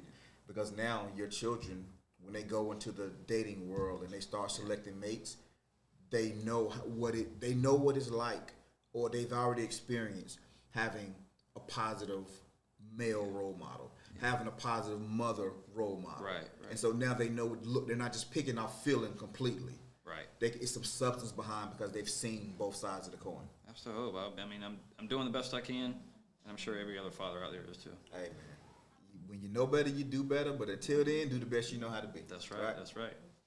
Thanks for having me. I appreciate you. All right, we're going to take a quick break, and then we'll be right back with our next guest.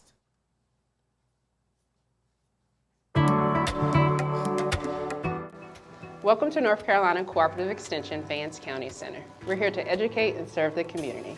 Take a moment to hear from our staff and learn more about the program and events that we offer throughout the year. Welcome guys to Vance County, North Carolina Cooperative Extension. I'm Micah Sharp, 4-H agent here. So Micah, what is 4-H? I'm glad you asked. Let me tell you. So I specialize in youth development, ages 5 to 18. I mentor them to become outstanding citizens, not for only themselves, their community, and their world. In doing so, they learn life skills through agriculture and animal science, STEM and robotics, also including healthy eating and nutrition and fitness. What I truly love about FNAP are the impacts I make with my youth. My youth learn to cook healthy, resourceful meals with their families. They get to utilize their food safety skills. They get to have fun. And the best thing about it is they come back wanting to learn more skills, learn more healthy recipes. I'm Michael Ellington, and I'm the North Carolina Cooperative Extension Agriculture, Horticulture, and Field Crop Agent for Vance County. I can help you with soil tests, pesticide applications, home gardens, or even starting your own farm. Please reach out to me to let me know how I can best serve you. I'm Wayne Rowland, Vance County Agricultural and Natural Resource Technician, and I'm looking at blackberries today. And if you would like to grow blackberries like this, I will be glad to help you. And I coordinate the Small Farms program here in Vance County, and I work with small farmers and small gardeners, limited resource and underserved audiences. Hi, I'm Pat Askew, Vance County Regional Farmers Market Manager, and we have craft folks that are just uniquely gifted, and their crafts are handmade. We have produce from our farmers that is so fresh it looks like it's still growing. We're also here on Wednesdays and Saturdays, June, July, and August from 8 a.m. to 1 p.m. Hey parents, guess what? We know your child did not come with an instruction manual. Guess what? Ours didn't either. But at the North Carolina Cooperative Extension's office, we give parents tools that they need to give their children the best start to a brighter future. We know that the terrible twos are a real thing. Children want what they want, and they know nothing at birth. So everything they learn, they get from us. They get from the community. They get from schools and other family members. Sometimes it's good information, sometimes not. But we help you manage those. So give us a call, stop by the office, check us out, and we will do our best to help build strong communities. Hope to see you soon. Thanks for taking time to learn more about Cooperative Extension. My name is Waikia Macon, and I'm the County Extension Director in Vance County Cooperative Extension, which means I get to lead and support everyone you've seen today. I'm also the Family and Consumer Science Agent, which means I get to offer programs to the community focusing on healthy lifestyles, including programs in the areas of gardening, food and nutrition, money management, and more. As you see, we offer a variety of programs to meet your needs, and we hope you found something that you're interested in.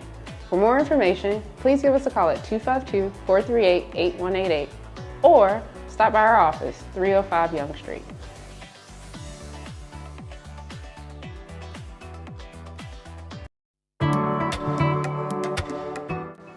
Welcome to North Carolina Cooperative Extension Vance County Center. We're here to educate and serve the community.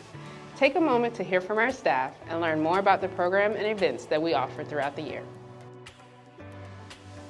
Welcome guys to Vance County, North Carolina Cooperative Extension. I'm Micah Sharp, 4-H agent here. So Micah, what is 4-H? I'm glad you asked. Let me tell you.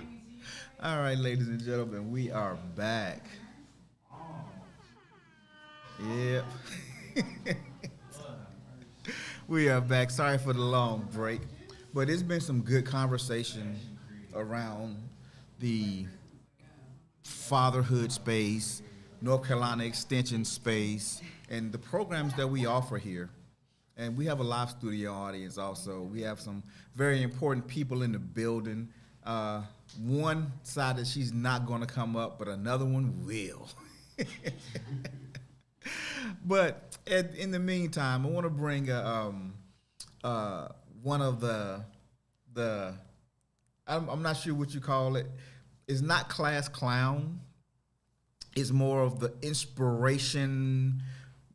He's the thermostat for the office, right? This next guest, when he comes into the room, he changes the environment when he comes in because he has a magnetic personality. He has a great sense of humor, and he always keeping the energy levels high.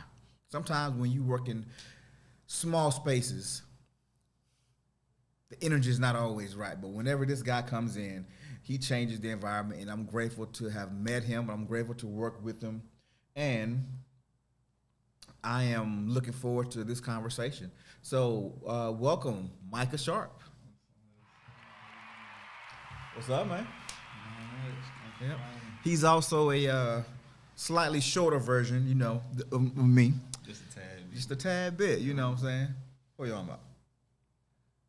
Okay, well, maybe I'm shorter. I just got long arms. He's got long arms. That's it. You got me torso. Oh, so he got the okay. I see you. I see you. Represent. J5 approaching. All right.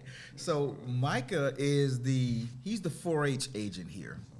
Like I said, with the extension's office, we do everything with the land, with animals, but we also work with food quality and nutrition. But the program that Michael is the director of is the 4-H. I had heard of 4-H as a kid, but it wasn't something that I could take part in back then. My children was a part of 4-H, and I still didn't fully understand because all I knew was they went to a camp in the summertime. But I didn't know what else 4-H had to offer. So today we're going to talk to Micah, and he's going to give us a little insight, not just into 4-H, but Michael's also a father. So we're going to have a really interesting conversation. So how are you today, Mike? I'm doing good. How about yourself? I'm doing good, man. Doing real good. So 4-H. Yes, sir. What made you want to get into this space? This space? I'm going to be honest. Okay. And I'm going to tell everyone, reading is fundamental. I promise you. You said reading is fundamental? Reading is fundamental. Okay.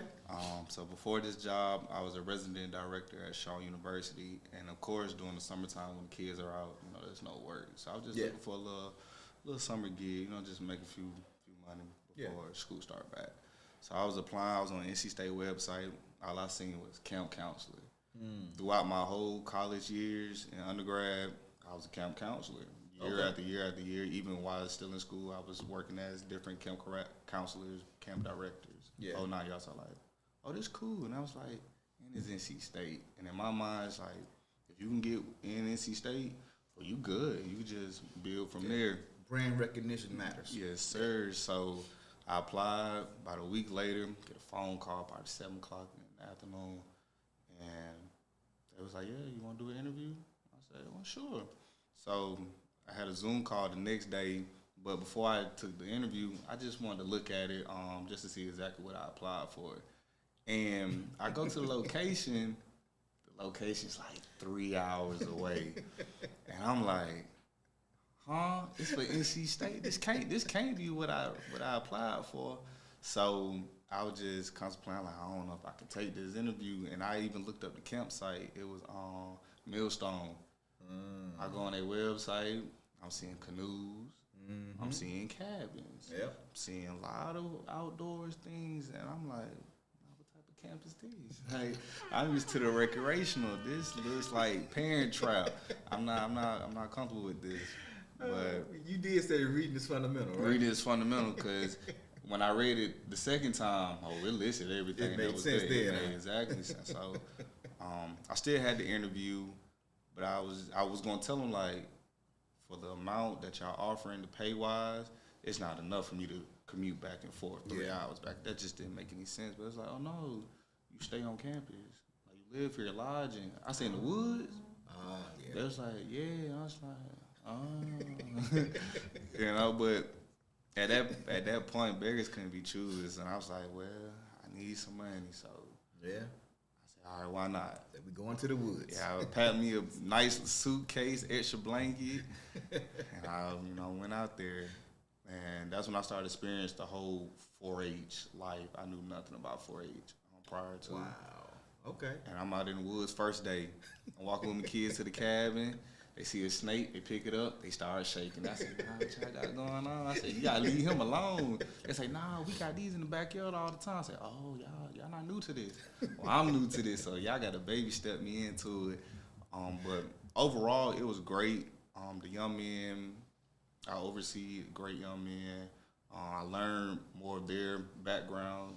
Since they are already used to 4-H, they kind of learned more about my lifestyle, you know, being a city boy and whatnot. Oh, yeah.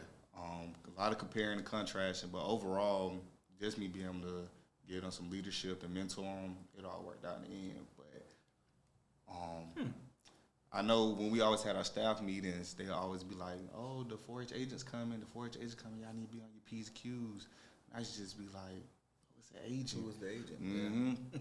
But the way they described it is like, this could be your job if you don't act right. So I seen them, and I'm like, they don't look like they doing much. Yeah. They just walking around, notepad, taking pictures. You don't see them for the rest of the day. So that's when I started networking. I was like, hey, I introduced myself.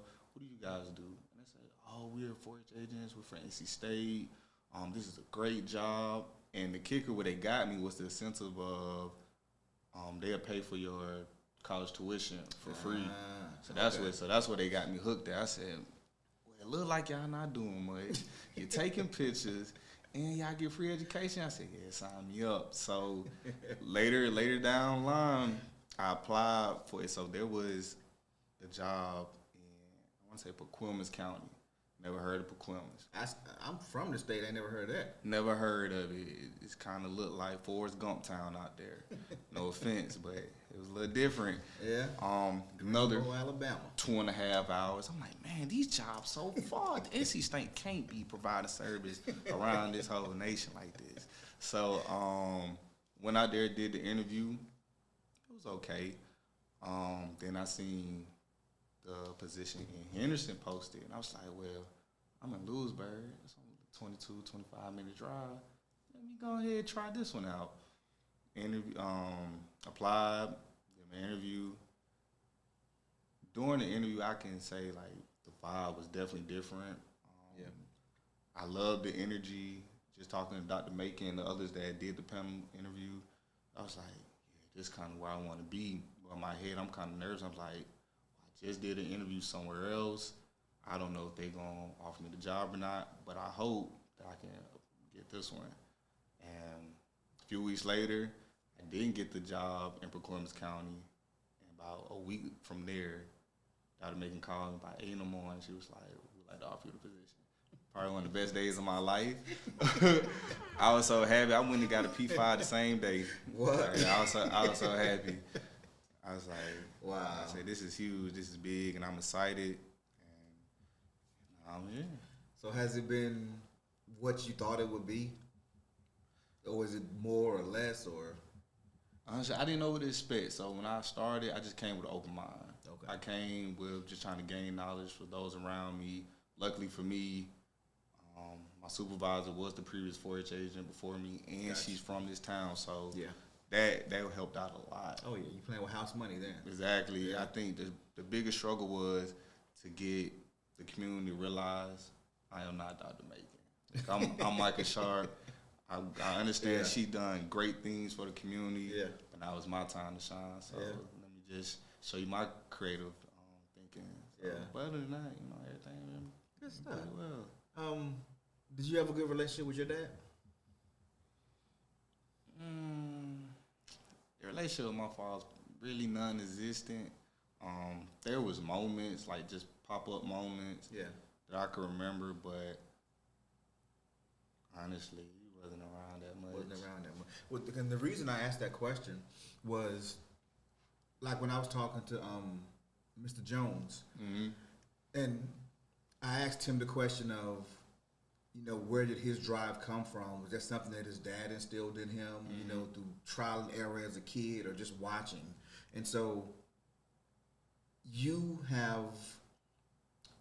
I tell my kids to fail fast, but fall forward, Exactly. And that's kind of how I see you.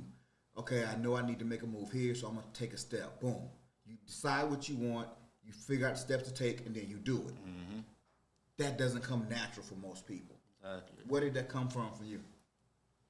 Really, me having a child, me having my son. Okay. Like, he was my motivation. I'll be honest, my mindset before becoming a father, which is wild. It was more of me. Yeah. But once I had a child, I was no longer the priority. So everything I've done since he was born in 2020, it's all been for him. So the mindset shift. The mindset definitely changed. Yeah. I experience, most of the fathers that I talk to say that when they're first, well, let me say, most of the active fathers that I talk to, every father isn't active, but most of the active fathers that I talk to, they say that when their first child was born, it got real. Oh, it got real. Life got real. I was overseas. I was in the Army. I was in Korea when my daughter was born. I was on the phone for 9.5 hours. This was pre-unlimited minutes.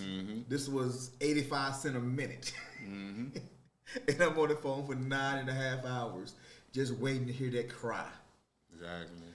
And when I heard that cry, it was like the games, the mentality shifted instantly. And it's, I'm responsible for this life. So what can I do to be better? And it's a process, and it's a lifelong process. Because it is. You never figure it out 100%. You don't. And the moment you think you got it figured out, your kid changes. Exactly, man. It's like, it's not the same 1-year-old I was dealing with. Yep. Now he's 4 years old. Yes, sir. Legs done got a little longer. And now it's a whole new skill set you got to learn. It is. So that transition of not having your father be a part of your life in the way that you would have hoped, is how does that affect your parenting? It really forced me to make sure that I'm there. I don't want to miss a single moment of his life. Just even when I got the news, like, okay, I'm about to be a father, I was stressing. I was still in college. I made some foolish mistakes that I still was trying to overcome, just a few obstacles to hurdle over. And I'm like, how can I provide for this unborn child? Even to the point, I put all my dreams aside. I always had a dream to become a lawyer. Yeah. The opportunity came to me. I turned it down. Wow. You know, and it was like, it was a no-brainer for me at that point. My other route was go to the military. That's what you hear a lot. That's what you hear. You know, it's like, if you want to be able to provide for your family, just go to the military. They take care of you. Definitely gonna be able to provide. You know, that's what they tell you. But just having certain conversations like, I want to do it, but I'm gonna miss a lot of things. Yeah. And it's like, is it worth it? That's what it came down to. So I said, you know what? I'm just gonna hustle, try to make ends meet. That's it. Yeah, and that's the thing, man. Knowing most people, I'm going to speak on guys. Most guys, when they hit that 18, 19, 20-year-old age, you go from everybody, especially if you were an athlete, you know, people are celebrating you. Your mom's is always making sure you're good. Grandma always making sure you're good. If dad is there, he's normally the villain because he's the only one telling you what you don't want to hear most of the time. And now you're an adult, and you go into this life, and decisions now matter. There's consequences with some decisions. And so what I admire, I think, a lot about your story and your journey, you didn't allow what you didn't have to mold you. Some people will, you know, just throw the responsibility, well, I didn't have it and I turned out all right, so they'll be all right. You know, I tried not to be my dad, but I still became my dad, right? In a way, yeah. I just took a different route because your upbringing informs how you see the world, how you do things. So I'm curious, not having a relationship with your dad, I know you wanted to be there for your kid, but did you struggle with the confidence to say, I can do this? Did you ever want to say, you know what, maybe this is too much? Honestly, that was never an option for me. Okay. And just not even having a father present, I've never met a grandparent, like grandfather. Really? So all I know is women. Okay. My mom, both of my grandmothers, but as far as like father, grandfather, great-grandfather, Yeah. never met them. Wow. So growing up, I was the man. Yeah. You know, anything that I had to learn, learning on my own. Yeah. I didn't receive my first consistent male like father figure till I got to high school. Really? How was that? Was that did you welcome it or did you fight against it? I didn't really fight against. So starting my freshman year of high school, I moved in with my sister and her husband. Okay. They became my legal guardians. Okay. And that's when I moved out of Atlanta. And it was different because for him, I'm basically like his project of a, you know, as a father, you know, they don't have kids yet. So I'm technically their first crack at it. Yeah. And it wasn't bad, but it's hard to change one's mindset, like my young mindset, and just, I have to do this on my own, I have to figure this out. Like, it was very hard for me to ask for help. Yeah. You know, and like I said, he was still learning how it went as well, because technically he's a new parent. Yeah. But all in all, though, I did learn a few things. Like, that was my first experience of a two-parent household. Yeah. I never understood what love looked like between, you know, a man and a woman. Yeah. Like, even when I was young, I just assumed reproduction system was just asexual. The women just get pregnant and they have a baby. I was like, for a long time, I was like, what you need a dad for? Like, cause you know that wasn't normal to me. Just, you know, hearing, oh yeah, my dad lives with me. I got a dad at home. Like, for real, they do that?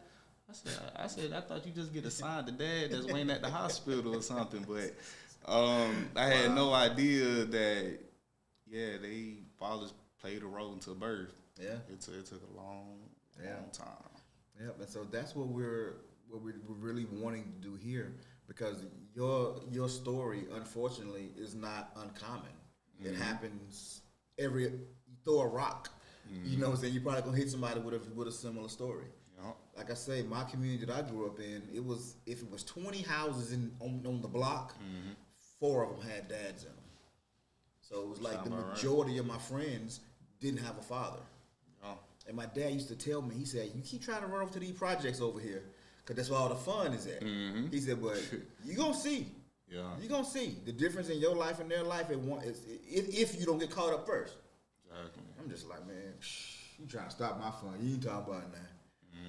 But it's something about those words, man. I hit 16, 17, and I started just seeing, what? It started to make sense. Hey, man, let's go. Like, nah, bro, I got a curfew, bro. I'm going to go into the house, man. I'm going to holler at y'all later. Exactly. Then tell me about it tomorrow. Then they tell me about it tomorrow, and I'm just like, that would have been lit, but I'm glad I wasn't there. Of course. Yeah. And then over time, I started seeing, it's like, wow.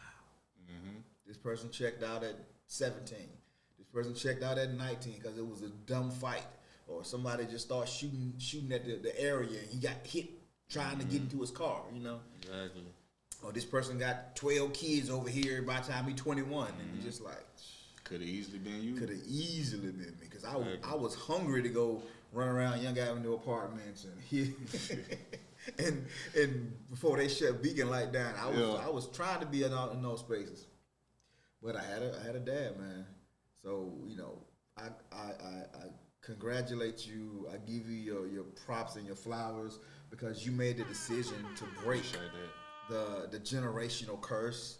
You're creating a new paradigm for your son and your lineage. Yes, sir. You know what I'm saying? You're doing some big things. You got a great associations. I mean, you trailblazing for your family, man. I appreciate it. You trailblazing for the family, man. It ain't easy. Those are big shoes, but I imagine you was probably, 5'9" in 5th grade. Just about. Yeah. Sound about right.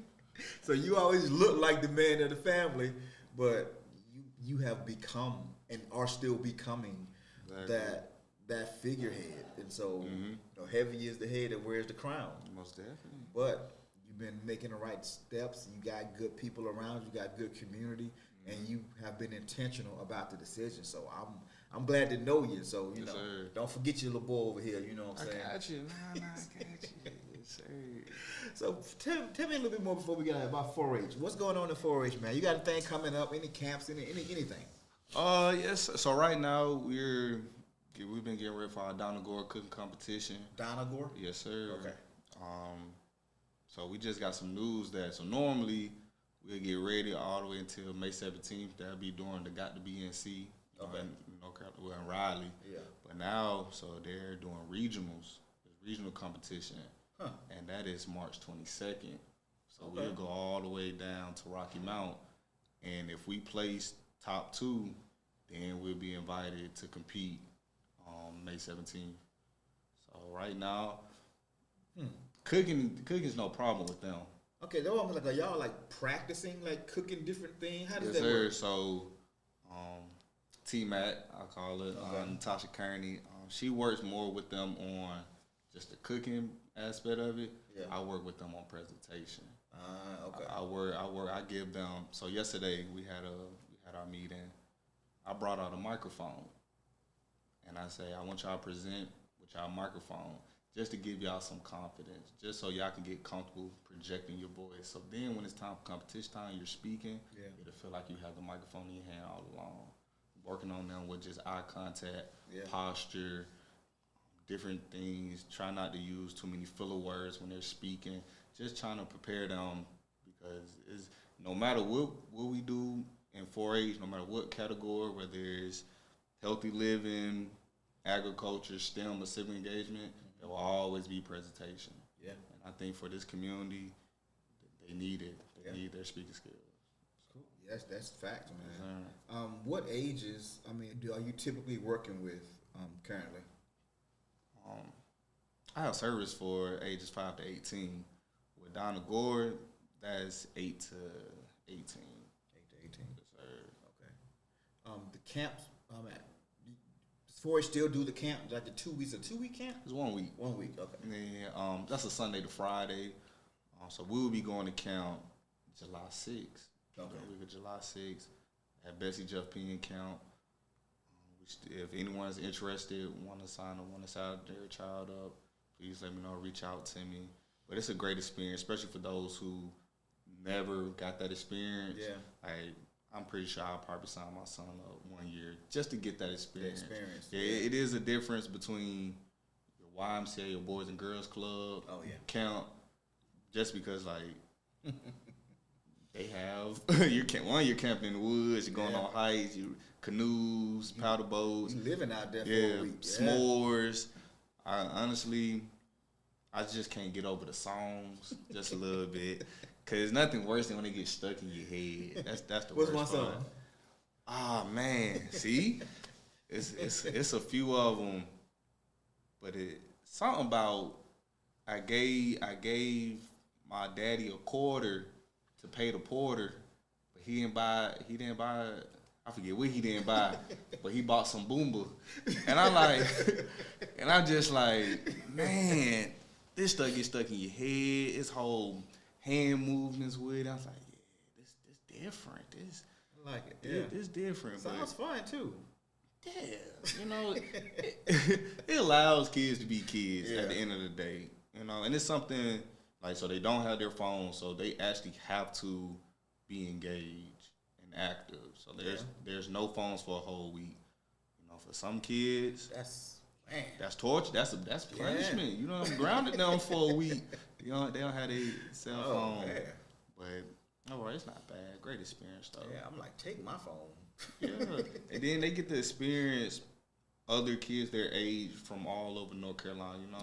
It might be kids from Wake County. Oh, that's some networking right there. There's a lot of networking on all aspects. For me, it's kind of like y'all go have fun. Yeah. Call me if you need me, but don't need me. But I'll be around taking a few pictures and send to mama. But please do not need me. This is kind of my little vacation without being on vacation. Yeah. But I have to be here, so please just enjoy yourself, please. I feel you, man. Well, look, shout out to you, man. I'm gonna put all the information. If anybody's interested in, what we do with extensions, but especially is dealing with 4-H, the summer times. There's programming all year now, right? Yes, sir. But there's the camps. Is more stuff happening in the summers. A lot more. Okay, so if you haven't already made plans for your children, and what's the ages again? 5 to 18. 5 to 18. There's something that 4-H has to offer. So I'll put out the website stuff in the description in the chat, or you can just go to NC Cooperative Extensions, Vance County Center, and you can get all the information there as well. All right, we're getting ready to wrap it up for today. We have one more interview left, so you guys stay tuned. Thank you, Micah, for being here, my guy. Sir. Appreciate you having me. We like, what's that old movie, Twins? Yeah, Twins. Where have you been? All right, y'all, be right back.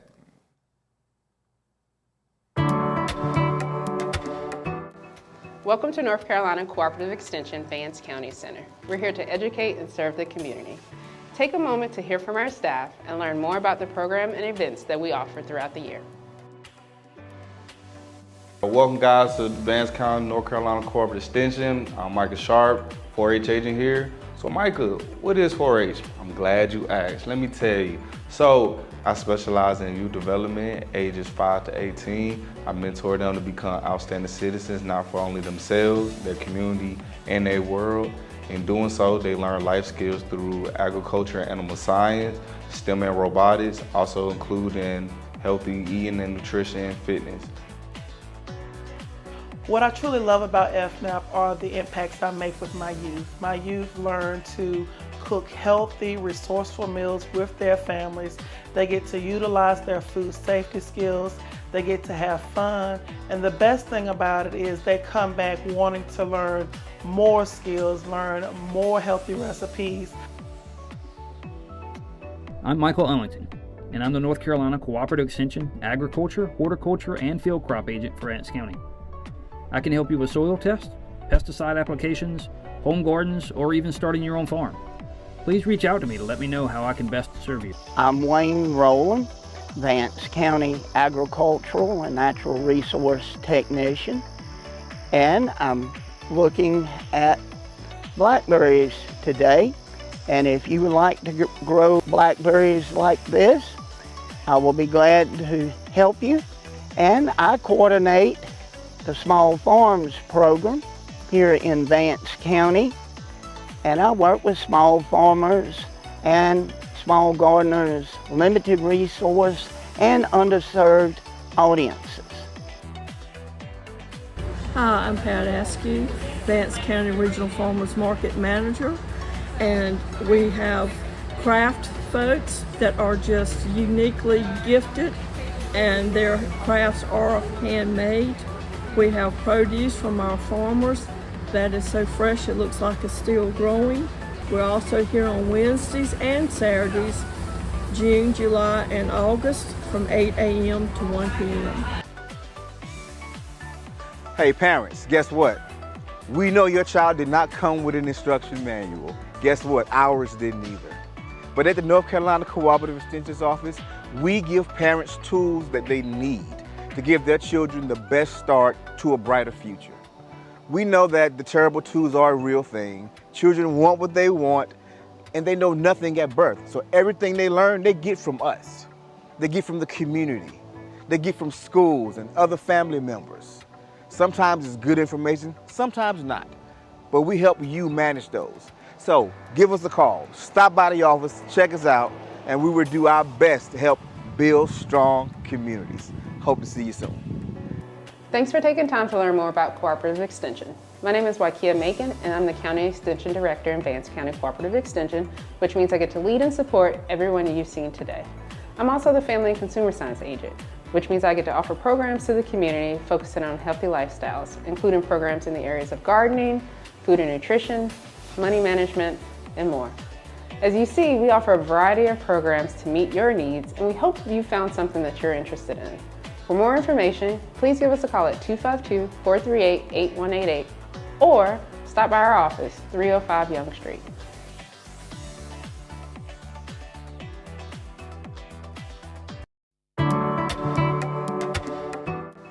Welcome to North Carolina Cooperative Extension Vance County Center. We're here to educate and serve the community.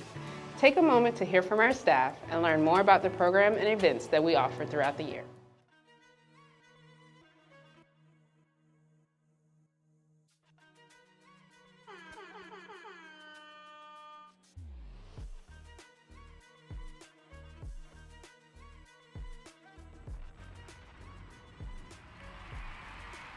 And we are back. So this is what the last official interview of the day. I'm gonna be around after this for a little housekeeping, introduce you to the team. But with me right now is the infamous, the famous, the world-traveled Dr. Wakia Megan. You can't hear the sound effects, but I can. Okay, great. Wonderful. So, Dr. Macon is the director of this Vance County Center. And when I tell you, when she came in, Micah made reference to her, when she first came here, she was the 4-H director. And when some people come into your space, they are destined for more than what they're currently doing. Well, she was that for me. The first time I saw her, we were on a Zoom call, and I looked and I'm like, who is this? Because I'm only part-time, so I wasn't here every day, most days. But, so it was a new person popping up. And so from that day, over the next couple of weeks, I would stop by the office, just say what's up, kind of get the tea. And I started understanding that she's a real PhD. She's really traveled the world.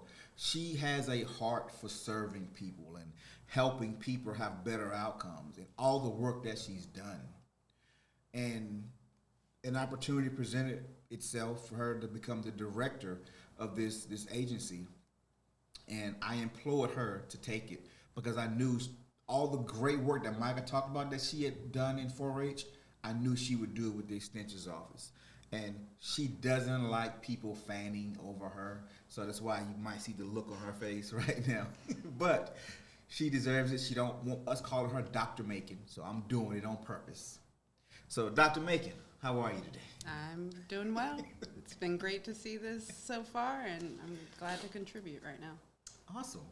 Before we get started, I'm going to forget, so I'm going to ask you to do it at some point in time. Okay. We have another team member, Sharonica. She's traveling, and she can't tell us about, STEM and what she do. So could you, at some point, fill in those blanks so people get a better idea of what else we offer? Sure. Yeah, I can do that now. Sharonica Sharp is a great addition to our team. Her title is STEM Area Specialist Agent, and she assists us in all things STEM, so science, technology, engineering, mathematics. She typically works with adults, so it's more of a train-the-trainer approach. Right now, she's helping with a couple of programs, including Game of Drones. Game of Drones. So teenagers, middle schoolers, and high schoolers learn how to code drones. They do block coding and a little bit of Python coding.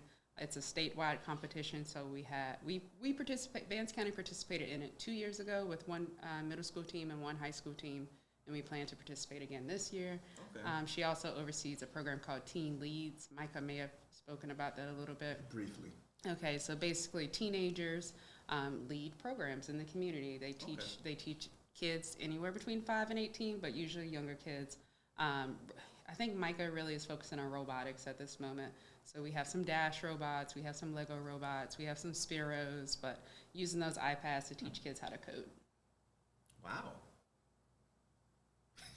I knew that, but I didn't know that extent of it. So, dang, okay, that's good. So you could be anywhere literally in the world doing the work that you do. Why are you back in Vance County? Oh, that's a good question. Because it's home, first and foremost. I feel like you have to come back home every now and then. And for me, I had to come back home for family. initially when I came back here, I was working internationally, and that was fun, but that was at the beginning of 2020, and we all know what happened shortly after that, and so I had to change my pace a little bit. And extension, I didn't know much about extension. I stumbled into it. As you mentioned, I was the 4-H agent for a bit, and so the rest is kind of history. Yeah, you've climbed the ladder for sure here, but we've talked about a little bit with Wayne and with Michael about the land grant that was, can you explain that a little bit? Sure. Better than I can? Maybe. Okay. I didn't really see, well, Wayne is probably the best person to explain all things extension since he's been here much longer than most of us.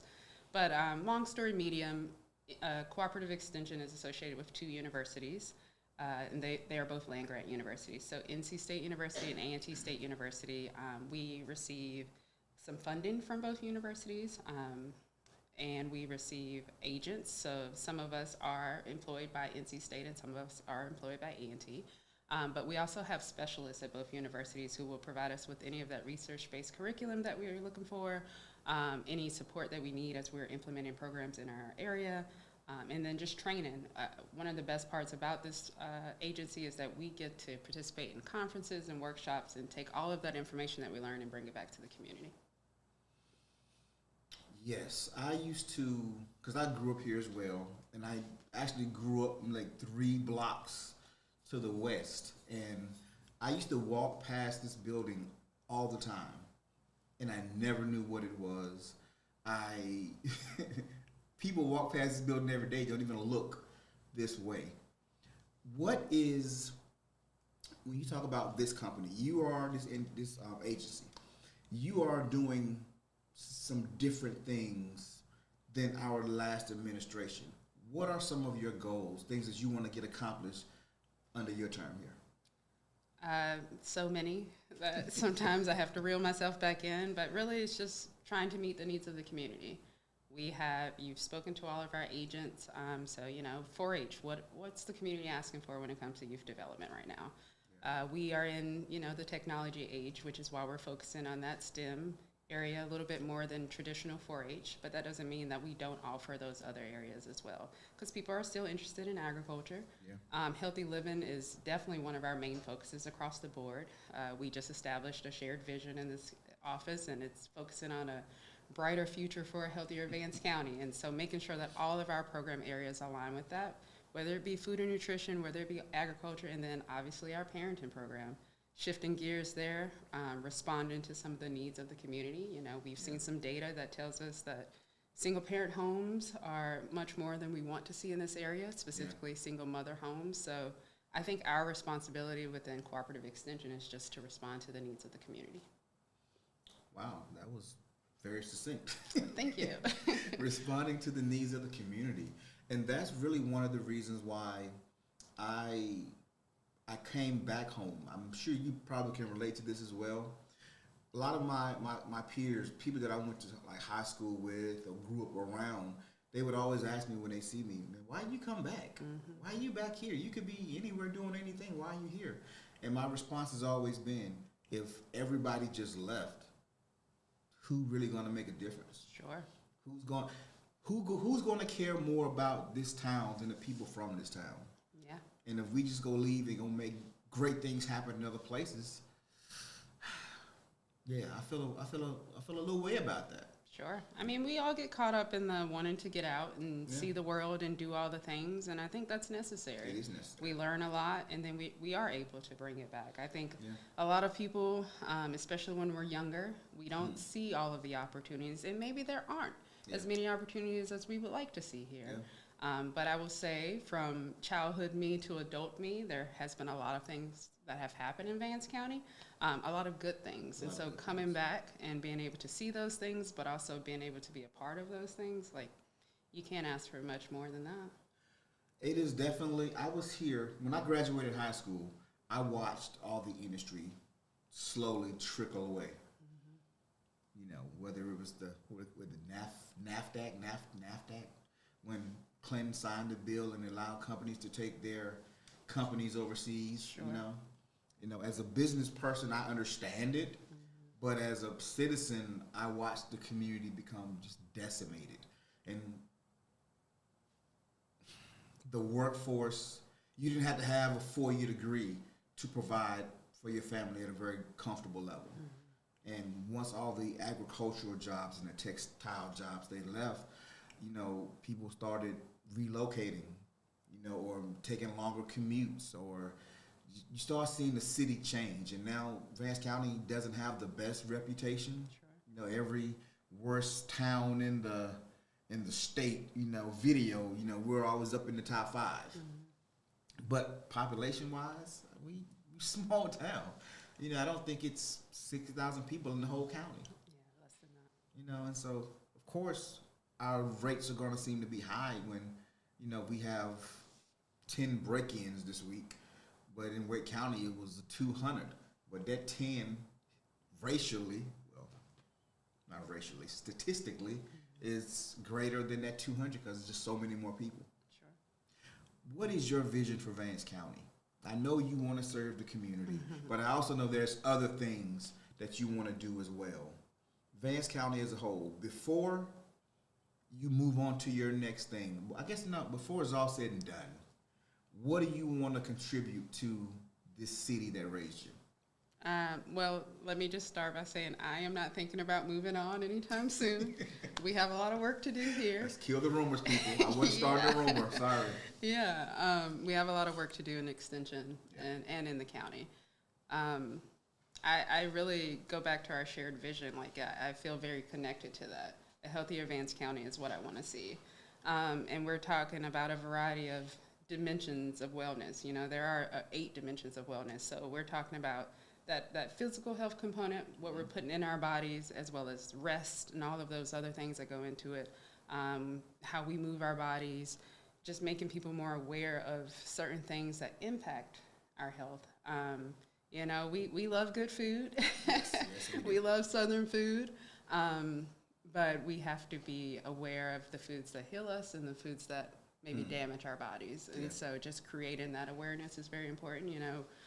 When it comes to local health and just where we are in the state, we are definitely in the lower of all the counties for some chronic illnesses. And so trying to help people understand that they have control of their health and trying to teach them very simple ways to address that is one of the things I want to see. Trying to give people access to healthy foods, whether that be in their backyard, you know, through community gardens, through container gardens. We have these hydroponic systems now in our area. Yeah. We have a wonderful farmers market that I haven't even started talking about, but that we support throughout the year. There's so many ways that we can be a little better, and I want us all to really think about how to do that. But thinking specifically about the parenting program, you know, going back to that, I think we sometimes think about families or parenting in kind of like isolation, right? We're all just living in our homes and people are taking care of their children or taking care of their families, but like it all, you know, we're not just going to school by ourselves. We're not going to these churches by ourselves. We're not going to community centers or grocery stores. It's a community. Yeah. And so as we are thinking about how can we help our community, it has to start in the homes and it has to start with our parents. And so what is my big vision for Vance County? It's really just that we all become a little bit healthier as time goes on.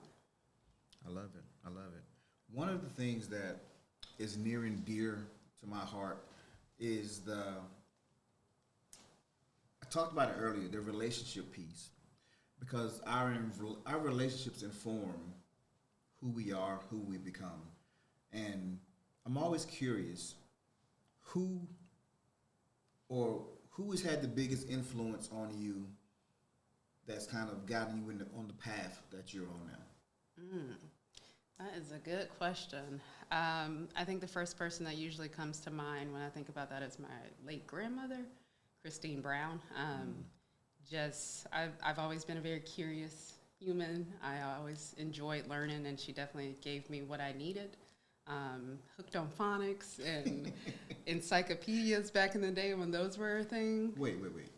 You actually used Hooked on Phonics? It worked for me. I never met anybody who actually used it. Well, here I am. You know, I was reading in pre-K, and it allowed me to skip a grade and go to first grade just because of hooked on phonics. So, Wow. yeah. Maybe I wouldn't have flunked third grade if I had hooked on phonics. It's still around, apparently, so it's not too late. Oh, I didn't flunk third grade. I voluntarily stayed back because I enjoyed it so much. That's it. Yeah. Yes. That's what we're doing. Yeah, okay, so grandma, okay. Did you have a relationship with your father at all? So the grandma that I'm speaking of is my father's mom. Okay. My parents had me when they were pretty young. Okay. My dad was 17 and my mother was 16. And so Oh, wow, yeah. they definitely needed that support. Sometimes I joke with my mom and say, we were both in high school together, you know. Maybe that helped me become a little smarter too. Yeah. But my parents had to grow up a bit, you know, because they were so young. And so I spent a lot of time with my grandparents, both grandmothers. And my dad was kind of in and out. He moved around a bit. Okay. He now lives in another state. And so the relationship has gotten better over time, but it's been a challenge. Still a challenge. Yeah. Do you find him being more resistant to the rekindling? Because I'm asking because sometimes when dad gets disconnected for whatever reason, the pride and the ego, it's a hard pill to swallow because now every time I talk to you, every time I see you, it's a constant reminder that I failed. Sure. Or you having success without me being nowhere in the picture, I feel less like I wasn't even needed. So now my self-esteem is low. Do you feel that your dad is more reluctant sometimes? I think, so if I think back to my 20s, right, I had just kind of checked out when it came to our relationship. It wasn't what I needed in my childhood, and I just needed to let it go to grow and do all the things that I needed to do. Yeah. So he came back around at some point, you know, trying to rekindle the relationship, but I'm a show me, don't tell me kind of person. And so I needed a lot of proof before I was willing to open my mind or my heart to that again. Okay. Interesting. But I like it, though. I like the fact that he recognized that I need to repair something, and he actually went and he took the steps to do it. And change doesn't happen overnight. No. It happens over time, and you have to be dedicated to it.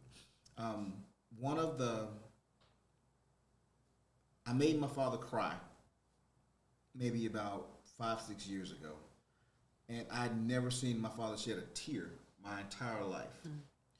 And it was a Father's Day, and you know, you never know really what to get your parents at a certain age. It's like, okay, they have everything. I get them a gift card or. So I said, you know, because of our relationship, I want to do something that's really heartfelt for my dad. So I went and bought this card with this, you know, really nice cover art, and I just struggled with what I was gonna write because, you know, Happy Father's Day just didn't seem like it was enough. Because I don't know, I was just in a space where me and my oldest daughter had a challenge, but we had just got past our challenge, and I'm like, okay. I'm holding my dad hostage over some stuff that I just was guilty of myself, you know. Okay, I need to make it right with my dad too. And so I'm sitting down trying to write, and the only thing kept coming to my mind was, thank you for being the bad guy. Oh, okay. Yeah, it was the only thing that kept coming to my mind. Thank you for being the bad guy. And then I list out the things that I didn't like that he did, but I found out it was actually right. And so I gave him this card. And he looked at it, and of course, you know, he do this, he tried to see if any money gonna fall out, but he was like, oh, you know, no money in this one, huh? But then he started reading it, and then he pushed it down, he put it down, and then I'm seeing him kind of do this. I'm like, is he having a stroke over there? What is happening? But he is becoming so overwhelmed with emotion because for the first time in his parenting journey, somebody actually saw him. He felt seen. And now I'm sitting there, my eyes is like there's a lot of moisture in the air or something because my eyes started sweating a little bit, and he's boo-hooing at this point, and he come and hug me, and then yeah, I had a moment. But we had a moment, and we had never had that kind of moment before. And I always give a lot of credit to especially men who's been around for a while, and they learn that not just a lot of people think guys don't have feelings, right? Because we act like we're so hard sometimes. But he was one vulnerable enough to receive. He initiated the hug, which he never would have done years ago. Sure. And so it's the constant growth that I love the most. So when I talk to Micah, his situation, him going the other way and rewriting the books, it's like I love to hear those stories. And I don't think it's, as James Brown says, it's a man's world. I think as a man, this world does not move the way it should move without strong women assisting a lot of the men who are either in position or aspiring to be in position. Sure. And I don't call anybody boss. I call nobody boss. I'm like, I ain't got no boss. God is my boss. If I got a boss, it's God. Yes. And I'm adamant about that, right? But I will joke with this chick right here. She motivates me in ways that is like mentally, I was thinking here and I'm thinking I got it figured out. And then you'll come in and you'll just drop something and then you'll walk away. And I'm just like, dang. Okay. So she has really become not just a boss or a supervisor, a colleague, but you've also become a friend.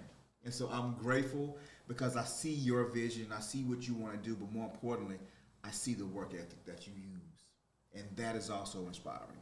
And so I couldn't let this broadcast end without getting you in, letting the people hear your voice, hear your vision, and just see how the heart of this agency and what we want to do in the community. I appreciate that. So I thank you for your time. And we are over time, but hey, it's the internet. Nobody's gonna shut us down. Okay, cool.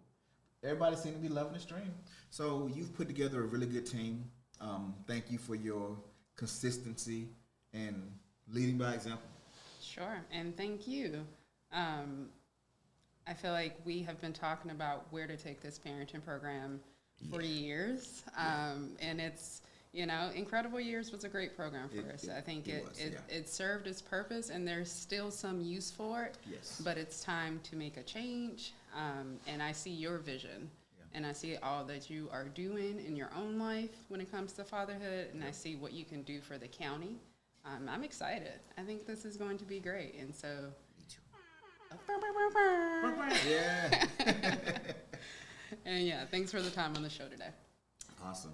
All right, ladies and gentlemen, we have one more piece. I got to bring on the people who helped us get to this point. The behind the scenes, my support system, my support team. But give me 1 second. Let me get Dr. Macon up out of here, and we will be right back. I promise it will not take all day. I'm gonna give you some farm footage.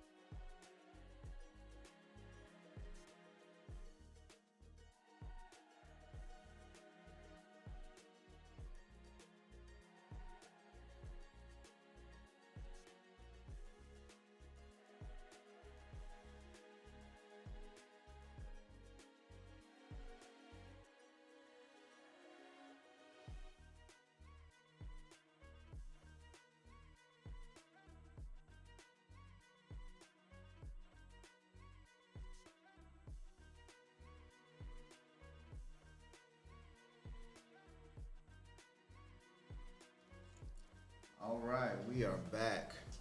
We are back. And so I just want to introduce on my far left, this is my ride or die. This is the lady that supports every decision that is made in this office. She has been there when I couldn't be there. She's taken the lion's share of the work, and she's always asking, how can she help? How can she make things better? And she always does it in a spirit of excellence. That's none other than June Smith. Say hello, Miss June. Hello. She's also one of the facilitators of pretty much all of our parenting programs.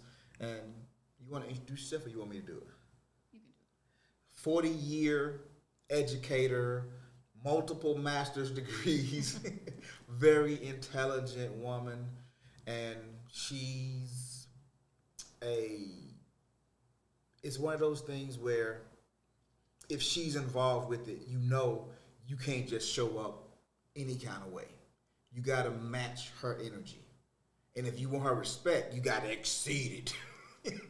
Because she's accomplished. She does so much, and she does it with a high spirit of excellence, and she requires you to raise your game if you want to be on the same playing field with her. So that is my partner in crime, June Smith. So thank you for the years of service. Thank you for that introduction. I've really enjoyed it, too.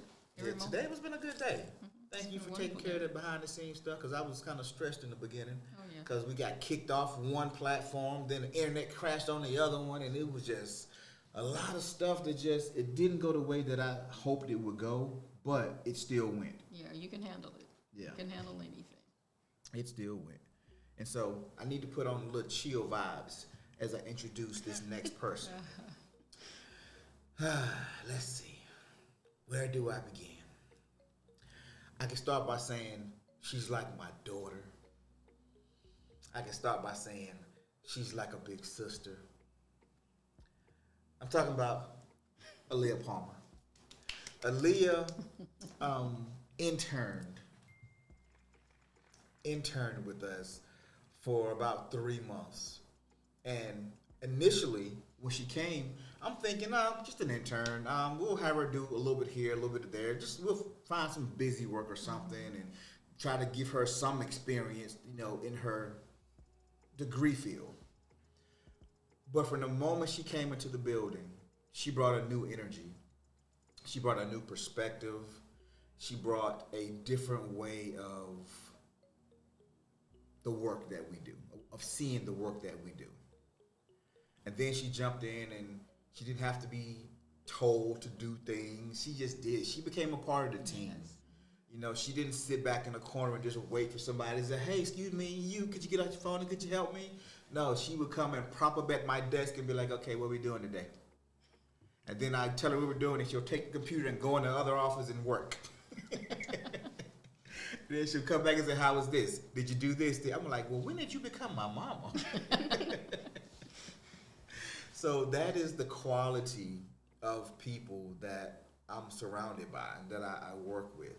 And I've come to expect. So y'all have spoiled me in many ways. So I'm not used to being spoiled. Lee, you want to say something? No. No, now she's shy.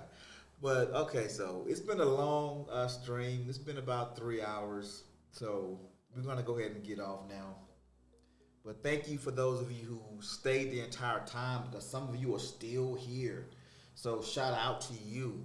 We really appreciate you. And supporting father involvement, it's a movement, because when you have not just a mother that's active, but when you have a father that's active, you give your child a different level of energy. They can adapt easier to more situations, because, as I said earlier, moms are soothers, but dads are exciters.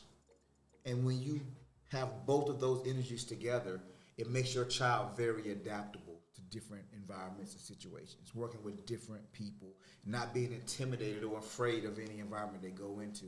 because they have that balance of energies. And that's what we need. That's why we work as good as we are as a team with the whole office. We have a good mix of masculine and feminine energy here. And no one is better than the other. We all have our jobs and our assignments, and we make the mission happen. So in closing, if you are a parent, and supporting father involvement isn't just for fathers. We have 2 classes starting in January 15th. There's going to be a virtual class and there's going to be an in-person class. There's a co-parenting class, which is probably going to be the in-person class. That's going to be in the morning from 11 to about 1:30. And then there's a virtual class that's going to be in the evening starting probably around 6. And that's probably going to be the father-only class. So we help with co-parenting. We help with traditional styles, your personal perspective, figuring out your parenting identity. I mean, we're going to cover a lot of different things.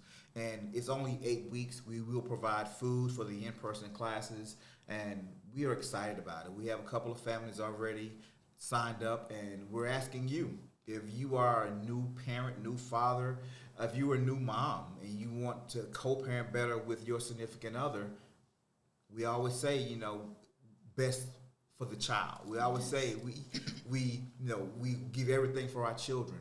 Let's give our children the gift of balance, the gift of a nuclear family. Let's give our children the best we can offer, even if it's not the nuclear version, still a positive co-parenting relationship. So, Ms. June, anything you want to close out with? I just want to say that if you are interested, you can call us at 252-438-8188 or visit us at 305 Young Street in Henderson. We welcome all feedback. We welcome all inquiries. We welcome you in person and virtually.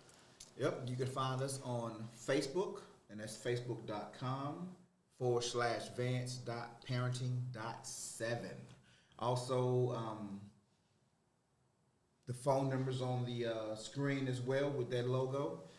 Give us a call anytime. You can set up an appointment to come by, or you can check us out online with our virtual program. If you're not really from the area, you still can be a part. Aaliyah, you want to close with anything? We do have a Super Dad photo opportunity. If you come by the office and you bring your child, you can take a picture with our Super Dad. Yeah. Y'all know how, you put your head in the thing and yeah. I'll post mine a little later so y'all can see it. All right. All right, ladies and gentlemen, with that being said, we are done. It's been a pleasure sharing this afternoon with you. Y'all be safe. Enjoy the weekend, but be responsible and love on each other. A lot of love. All right.